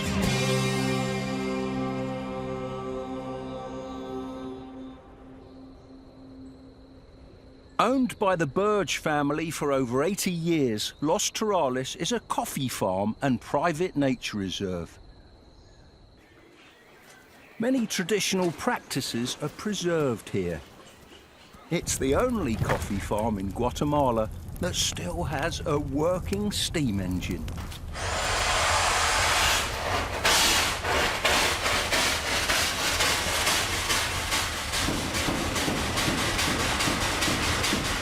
Andy Burge lovingly maintains the 119-year-old engine, which spins and heats up the guardiolas, a large barrel for drying the coffee beans. Los Torales coffee has been shipped all over the world. I have a cup in the garden. The coffee here is sublime, and the number of birds on the feeders extraordinary. Los Torales is managed for conservation. The big trees have been left standing. The young coffee plants are shaded by native trees, and that means an abundance of birds. There's orioles and white-bellied chachalacas. Today, a golden-fronted woodpecker is a banana pecker instead. The king of the feeders, a lessons motmot. He fiercely takes on all comers and sees off an oriole. The yellow-throated euphonias are charming. Baltimore orioles nest in the US and spend the winter here. Orioles squabbling over the fruit. An adult Baltimore bullies the browner juveniles. Los Torales has almost 300 kinds of butterfly. A banded peacock, a red cracker, and a giant swallowtail. There's a motmot on the feeder and an agouti beneath it. These relatives of guinea pigs are very confiding here.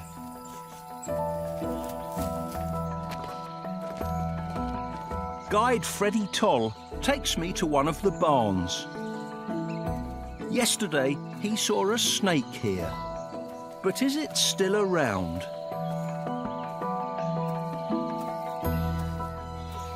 Freddie, there it is. Got him. This is what we were hoping to see. Oh, dear me. An indigo snake. Sumbadora is the name in Guatemala. That means speedy snake. Some of the local people believe they can move faster than a person can run. They can even whip you with their tails. And nearly everyone believes that they're venomous. Of course, it's a harmless snake. They come around farm buildings to feed on rats and mice. So indigo snakes are, in fact, the farmer's friend. They'll even eat other snakes, including deadly ones like the terciopelo. Beautiful, isn't it, Freddie? Wonderful. Yeah, thank you for telling me it was there. Do you want to touch him? Okay. Is that the first time you've touched a snake? It's first time. Yeah, well done. Let's let him go.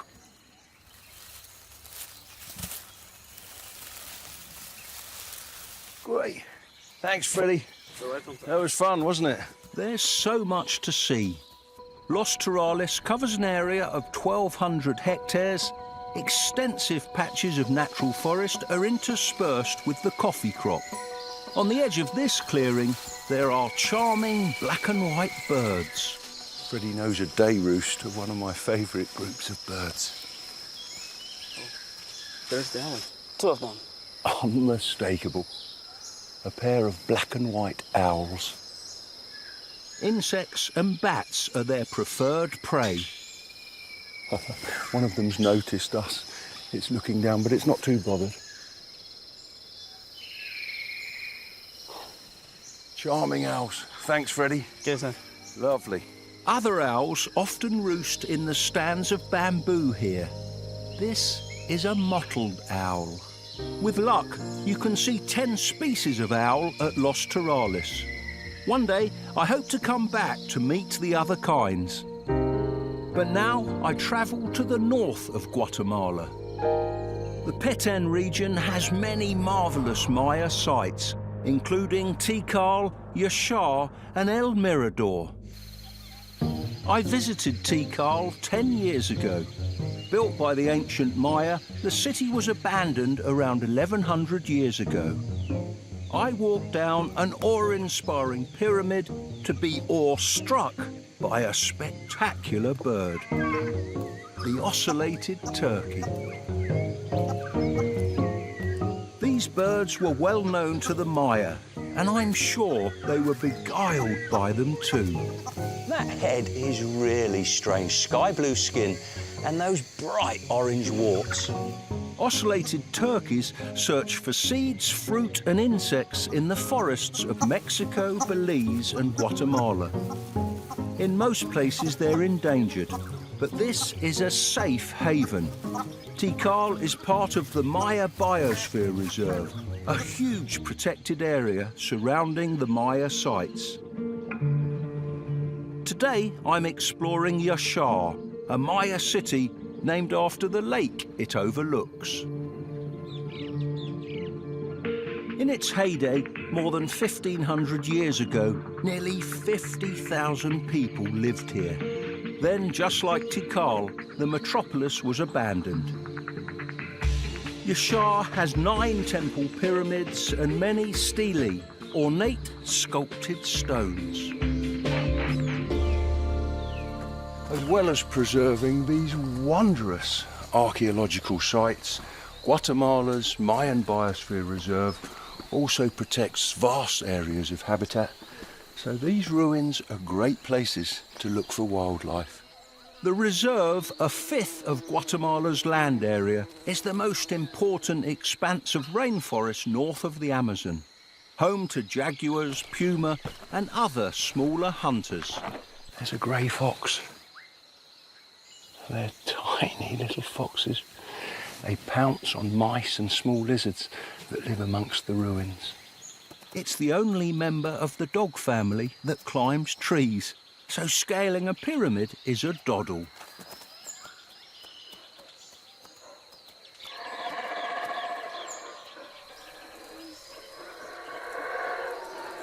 Those tremendous roars reverberate around many of the Mayan ruins.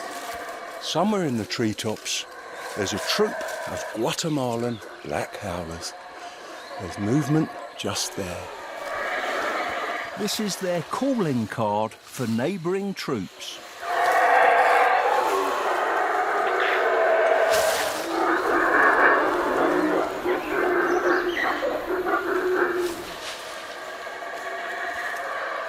It's not just males that howl, the whole family joins in. Even babies attempt to roar. Howlers can be heard from several kilometres away.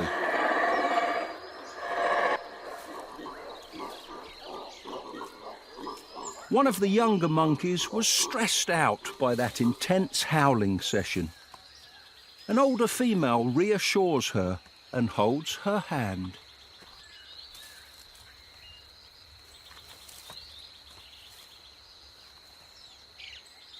A couple of teenage males are still hyper and wrestle playfully 20 metres above the ground.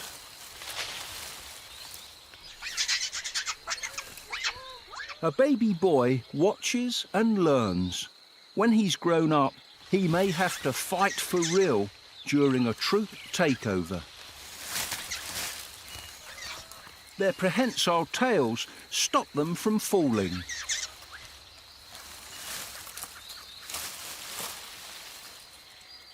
Male howlers don't help with baby care. That's down to the females. This mum is a revolving jungle gym.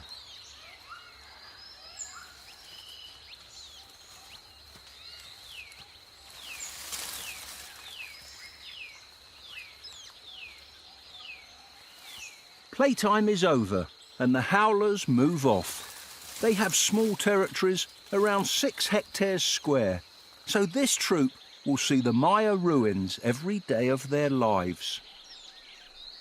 Exploring Yashar is a new experience for me, though. Now I'm following a tip-off. One of the park rangers has told me there's a marvellous mammal that lives in this part of the ruins here. It's one that I've never seen before. I hope it's at home. It's meant to be on a beam just along here. And here he is. A Mexican tree porcupine.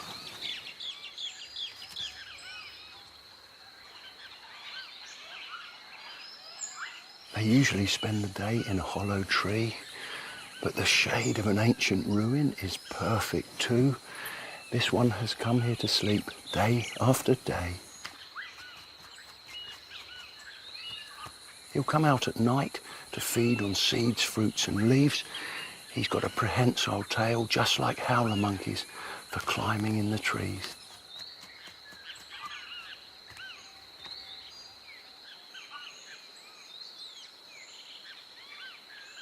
What a magical moment. I leave the porcupine to experience the sunset. Yashar is famous for them. The next day, I leave this beautiful site and travel to the southwestern portion of the Maya Biosphere Reserve. The San Pedro River is the gateway to Las Guacamayas Biological Station. A base in the rainforest for scientists and eco-tourists, Las Guacamayas has been supported by the Berger family for the last 15 years. Buenos dias, I'm Nigel. Buenos dias, I'm Renee. Hi, good morning. Francois, welcome, Nigel. Thank you Hello, very Nigel, much. I'm Mimi. Berger, nice to meet you. It was a beautiful boat ride in. How much area do you protect here? We have about 5,700 hectares. This sanctuary is named after the endangered birds it was set up to protect. Guacamayas is the Spanish name for scarlet macaws. There's around 400 here. This northern subspecies has more blue in the wings than scarlet macaws from South America. This rainforest is a hotspot for predators too. Romulo Bedoya has the proof. Hi, Romulo. Hola, amigo. ¿Cómo estás? I'm looking forward to seeing what you've caught with your cameras. Ocelote. He's having a lovely clean. Ocelots are common here, as are coati-mundis. Tiny little babies. The tails are sticking straight up. Amigo, un jaguar. Puma. That's a powerful cat. Sí.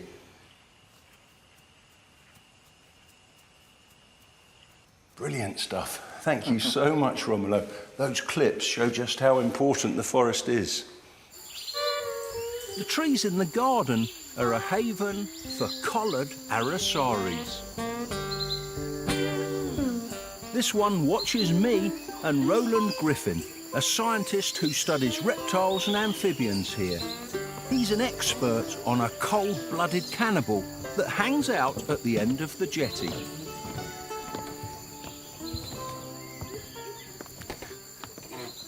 Look, Nigel. Oh, yes! This is the cannibal. Larger crocs eat smaller ones. Only the second time I've seen a Morlitz crocodile.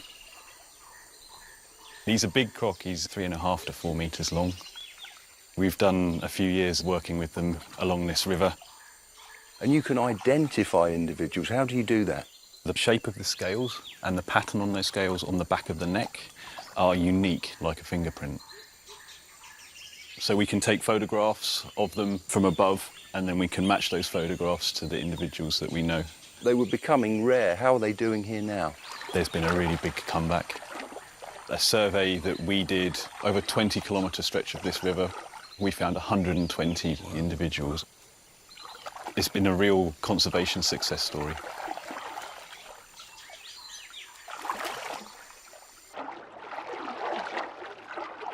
Thanks, Roland. You're welcome. Hey, turtle!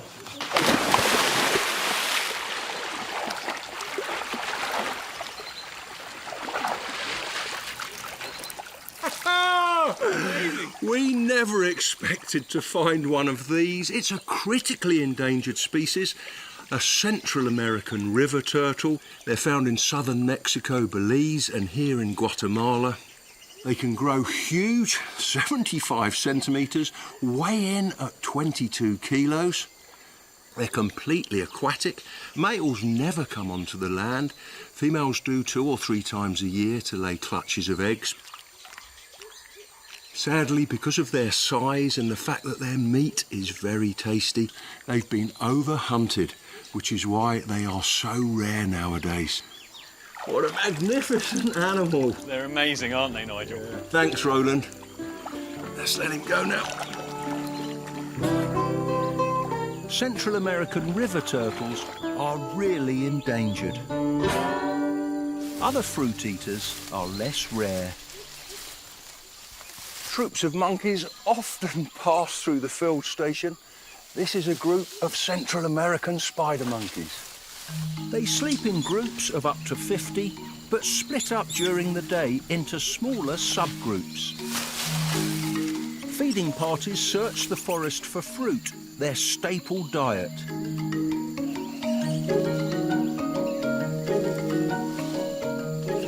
Spider monkeys have the strongest, most dexterous tails of any mammal, so they can hang securely and use both hands to feed.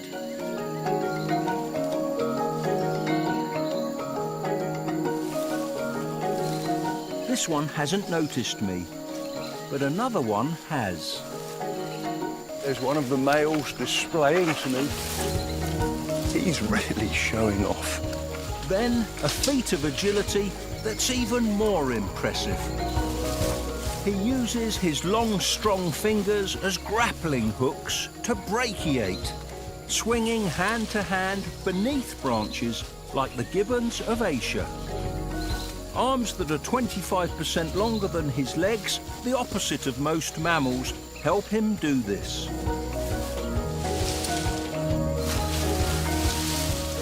Moving with swings and jumps, spider monkeys can cover a lot of ground, up to 5 kilometres in a day.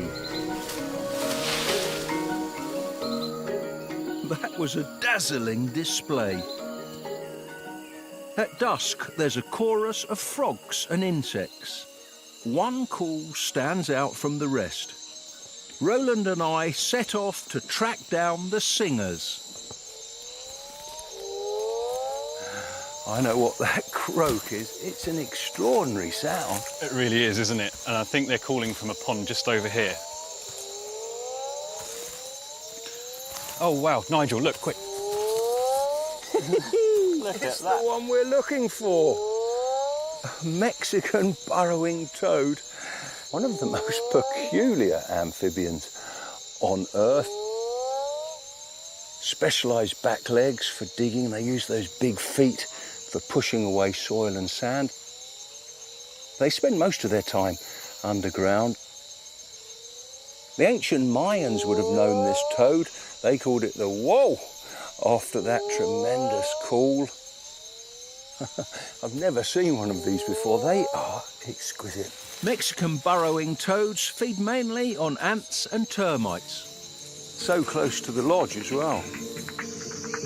The next day, we must wait for the early morning mist to clear. The visibility needs to be good for some low flying. Francois Berger is taking me in his helicopter to the roof of the Maya world. We're heading to the city of El Mirador. This is so exciting. I can see the Pyramid of Danta up ahead. El Mirador is surrounded by an ocean of forest. I'm really excited because, like me, the Maya respected and admired snakes. There's a fabulous work of art here featuring a supernatural serpent. Francois will take me to it. Great flight. Thank you. I'm glad you enjoyed it.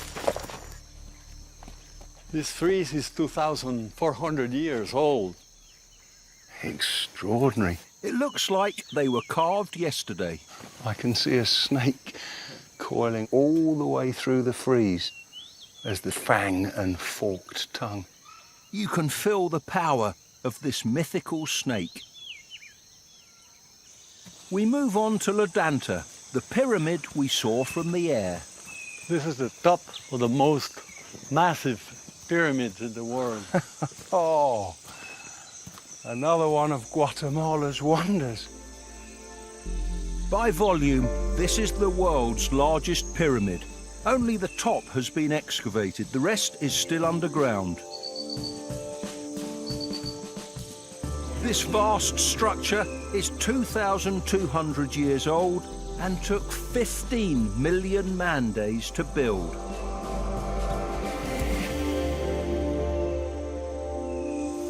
Let's see what I can turn up here. There's a snake! Oh, hey! Oh dear, nearly escaped.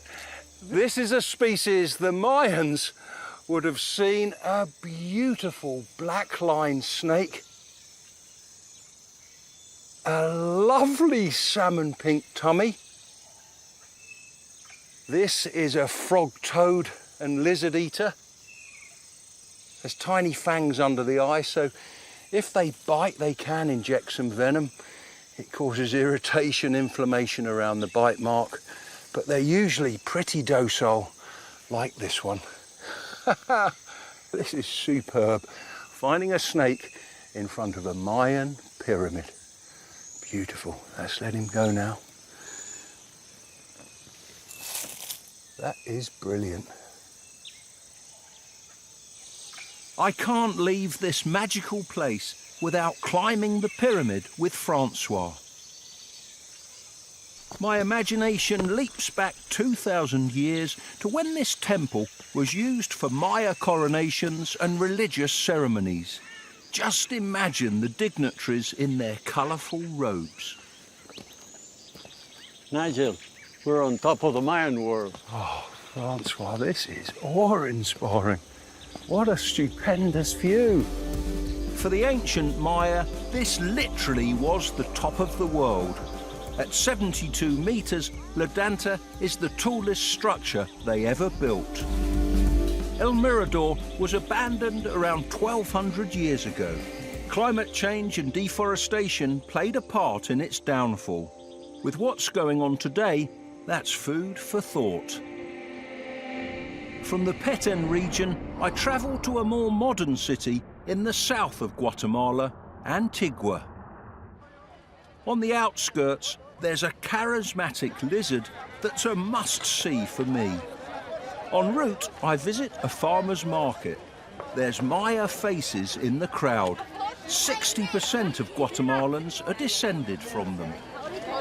Proud of their heritage, many of the women still wear traditional costume. Much of this produce would have been familiar to the ancient Maya. Foods still eaten today, tamales, guacamole, and corn tortillas, were down to them. I buy some manzanilla fruits. They're cooked and eaten as a dessert at Christmas here. Thank you. Thank you. The city of Antigua is a World Heritage Site, renowned for its Spanish colonial buildings. I pass beneath the famous Santa Catarina Arch, which dates back to 1794.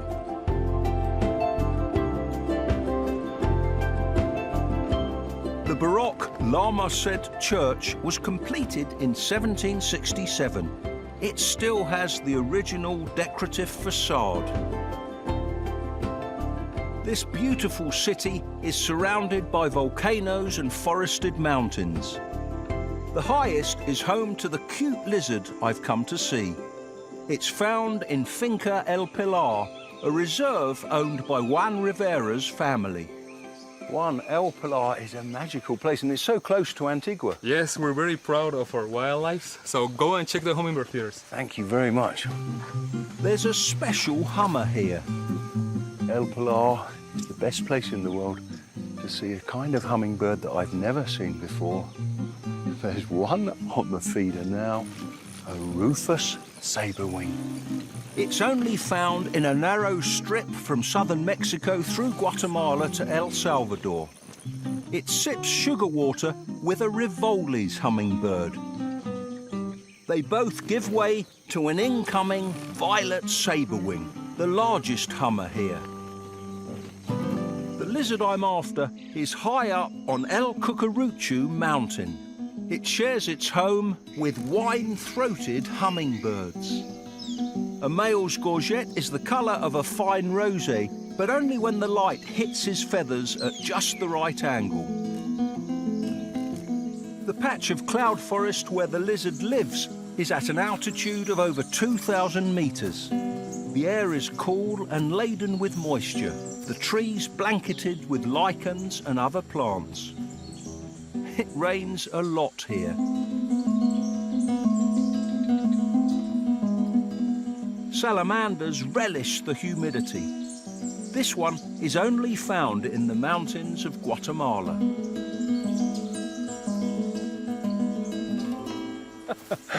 This is what I wanted to show you. The locals call them scorpion de arbol. In Spanish, that means tree scorpion, because they believe these harmless lizards possess a very toxic poison. They often kill them on sight, which is an absolute tragedy, because this is one of the most charismatic lizards I've ever seen. It's an arboreal alligator lizard. They spend much of their time in the trees, and they have a very special party trick. Look at that prehensile tail to help them move in the treetops. They're often found very high up. That was brilliant. This really is a fabulous lizard. Bromeliads are good homes for them because they provide shelter, high humidity, even trap water for the lizards to drink. And of course, there's lots of insects inside for them to feed on. How could anyone kill these charming lizards? I've really enjoyed Finca El Pilar and the city of Antigua. Later in my journey, I'll return here to witness a fiery volcano. Now I head east to the driest place in the whole of Central America, the Heloderma Natural Reserve. A fabulous beast lurks in this seasonally dry forest. It's studied by herpetologist Daniel Ariano Sanchez and his field assistant, Gilberto Salazar. We're tracking a Guatemalan beaded lizard, but Gilberto spots another rare reptile. What is it? Iguana, Black iguana? Yeah. When they feel threatened, Guatemalan spiny-tailed iguanas wedge themselves in hollow organ pipe cacti. This lizard will be extricated for a captive breeding program.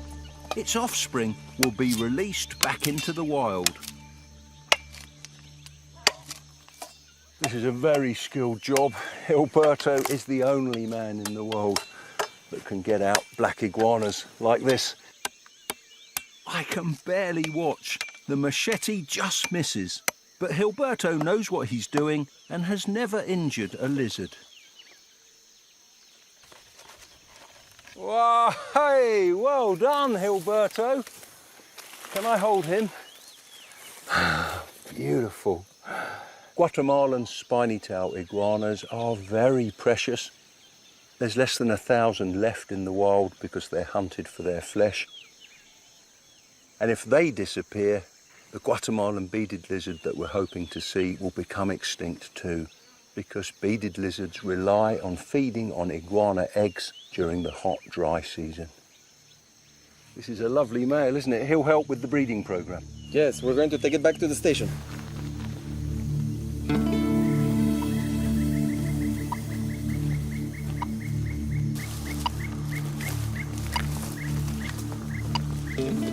Look, there's a grand cuckoo. Beautiful blue skin around the eye. Yes. And that's a real speciality here. Yeah, it's a Rainforest specialist.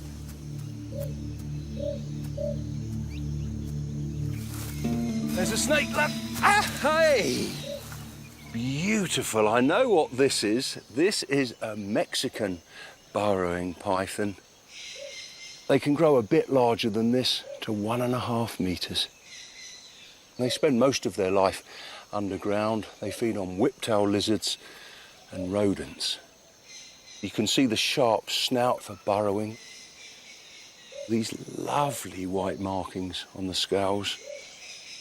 And in the sun, you can see this iridescence. These burrowing pythons never try to bite, even if you pick them up straight from the wild. You are lovely. Daniel, these are quite rare and endangered now. Yeah, they are very rare, and because people kill them because they fear they are highly venomous. Hopefully this one will be safe here on your reserve. The signal from the radio transmitter attached to the beaded lizard gets stronger the higher we hike up this valley.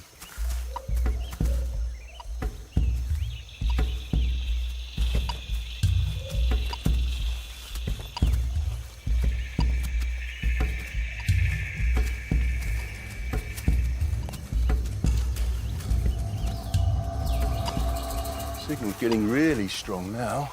Yes, Nigel. Let's see. Oh, there it is! Oh, yes! Be careful here. They've got a very painful bite. Oh! Oh, dear me. And then gently. And go like that. Got him. Beautiful. The Guatemalan beaded lizard is a national treasure. The skin feels lovely to the touch, and these beautiful markings. It's producing a lot of venom. This smell of lemon and sugar. I can see the venom inside the mouth. And dripping out of it.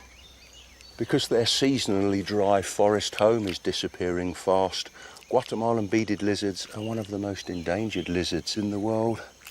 There's under 500 left. That's why Daniel's research and conservation work is so important. You are gorgeous. Magnificent. What a lovely lizard, Daniel. Yes. And now we have to take it to download the GPS data. I'm very curious about how it has moved. Let me grab it and let's transport to the lab. Safely inside. Yes. Daniel, you've been bitten 3 times by them. Yes, it's the most terrible pain and puking you may imagine. How long were you sick for? I have been sick for 3 hours of puking and vomiting and a lot of pain. Pain lasts for 24 hours to 72 hours. So I don't wish that to anyone. I'm so glad I wasn't bitten. We carry our precious cargo back to the field station. So Daniel, the lizard we caught had this GPS transmitter attached to its back for 15 days, and these are the extraordinary results. Yeah, you can see the movement patterns for 15 days, how it climbed up all the hills, and that is the place where we have recovered the lizard. How far do they walk in a 15-day period? That track is 4 kilometers. 4 kilometers? It's really doing a lot of climbing, isn't it? Yeah. They only move through good forest, from one dry forest patch to another dry forest patch. So by finding out all this information, you can help protect them? Yeah, because we know dry forest is crucial for beaded lizard conservation. Daniel and I hope the Heloderma Natural Reserve is just the start and more dry forest will be preserved. Ranchitas de Quetzal is another forest a few hours' drive away. There's plenty of water here. At an altitude of around 2,000 meters, this fabulous forest brims with bromeliads, ferns and orchids. There's 120 species of orchid here, including a miniature one that's probably pollinated by mosquitoes. This orchid appears to have flowers growing from its leaves, but the flower stem is hidden inside the leaf stalk. Amongst the tree ferns, there's wild avocados, a favourite food of Guatemala's national bird, the resplendent quetzal.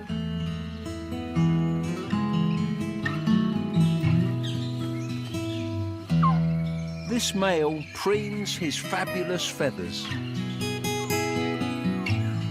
His mate is less showy. She's perched close by. These birds are the stuff of legend.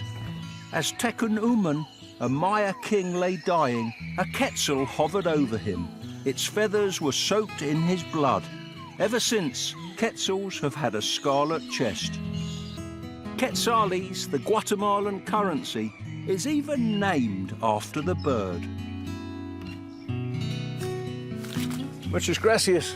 Es un gusto. Thank you. This is delightful.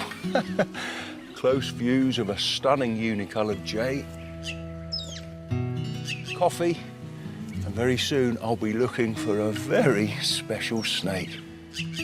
The jay is caching tortillas somewhere in the forest.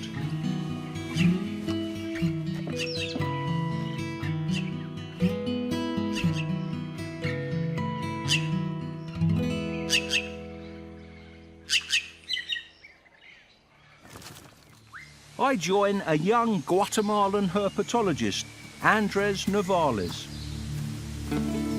Andres, so you've got favourite spots where you find the snakes? Yes, I've got an area where we find them almost every single time. Oh, great.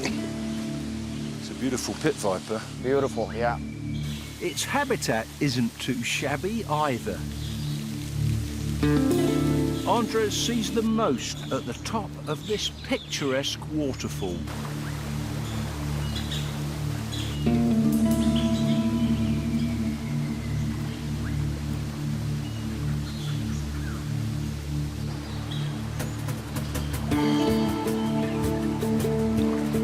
Saw the last one on this stretch of river.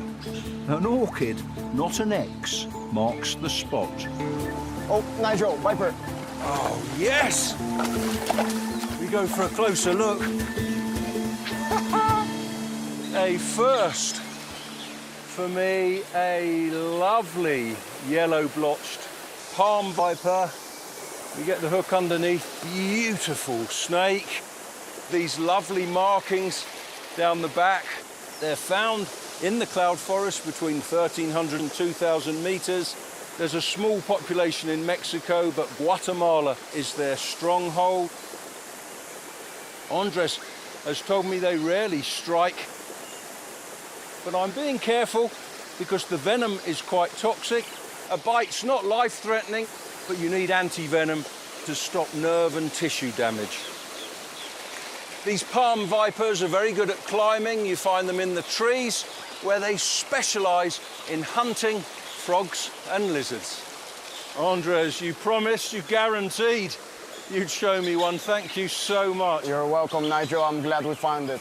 It's a good reason to come to Guatemala, isn't it? The best reason. Yeah. Yeah. Beautiful. Shall I let him go now? Perfect. There we go. Mission accomplished. My next target is another extraordinary cloud forest creature, but it's not found at Ranchitos de Quetzal. The best place to see it is on Guatemala's border with Mexico, near the town of Sibinal. Rising to 4,220 meters, the volcano Tahumoco is the highest mountain not only in Guatemala, but in the whole of Central America. I'm on the slopes of a neighbouring volcano, Tacaná. At this farm, I've arranged to meet guide Daniel Aldana. We've a long hike ahead. Buenos dias. Buenos dias. As if to remind us, someone is cracking the whip. Whip cracking is the traditional way to herd sheep and goats here.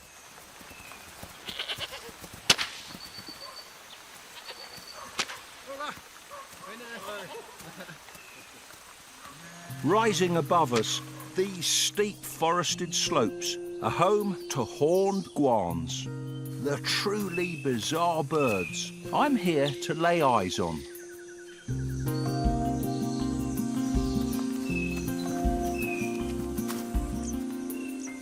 Look, in the pine, pink-headed warbler. Oh, yes. What a little stunner.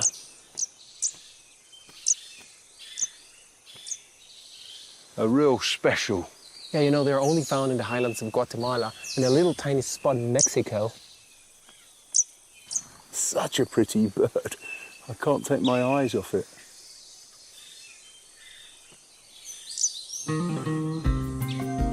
We climb to 3,200 meters to meet Roman, a local farmer turned guan tracker. Hola. Hola, bienvenidos. Gracias. Tengo una familia acá abajo. Buenísimo, buenísimo. He says there's a family down the slope. Wow, that's brilliant news. Once I've negotiated this vertiginous slope, the prize will be in view. Horned guans are big, the size of a turkey. Oh, yeah. There's one in the open. Yeah. What a horned guan. This bird is really rare. There's only about 1,000 of them left. Horned guans are only found in a small part of the world. Guatemala is their stronghold, but there's a few in Chiapas, Mexico.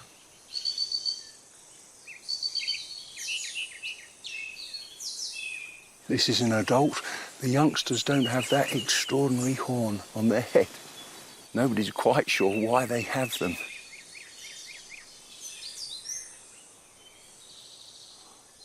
That's a fabulous bird. Muchas gracias. Thanks, Daniel. Great. The volcanoes here are dormant.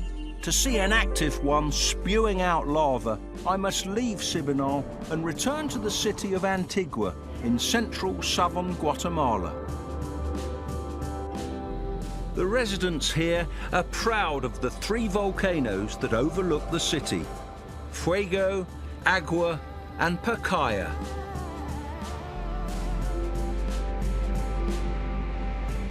The traffic's died down now. It's 3 a.m. and I'm in the town square. I've come back to Antigua because 2 active volcanoes loom above the city like sentinels. I'm going to hike up one of them. The lava shows up best at night. I've hiked for nearly an hour, but it's well worth it to see this. Lava flowing from the summit of Pacaya volcano. A glimpse of nature's subterranean power.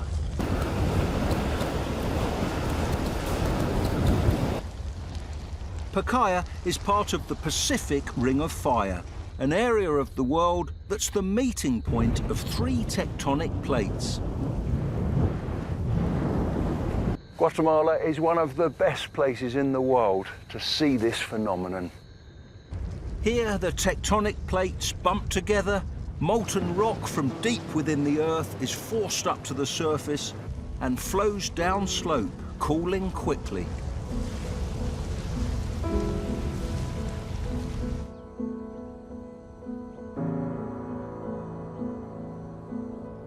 Pacaya is a classic stratovolcano.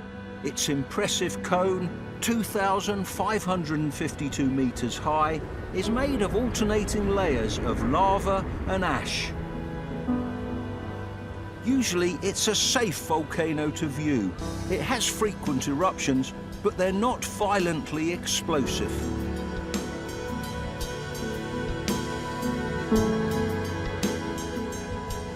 Pacaya's closest neighbour, Agua, is dormant. But a little further away, the volcano Fuego has frequent and violent eruptions. The last big one was in June 2018. Clouds of ash constantly billow from its peak. During Fuego's biggest eruptions, lava flows have engulfed whole villages, so volcanologists closely monitor it now. Standing on the slope of a volcano, surrounded by volcanoes, is a fitting finale to my travels in Guatemala. I adventured in dry forest, cloud forest, and on Lake Atitlan. There were quetzals and something venomous. The Guatemalan beaded lizard. Around Mayan ruins, I met Mexican tree porcupine. black howlers and a serpent. Superb. Finding a snake in front of a Mayan pyramid. And I held one of the world's rarest turtles. I'll never forget my adventures in Guatemala. It's safe for visitors now, so if you get the chance, come and see this magnificent scenery and the country's wildlife for yourself.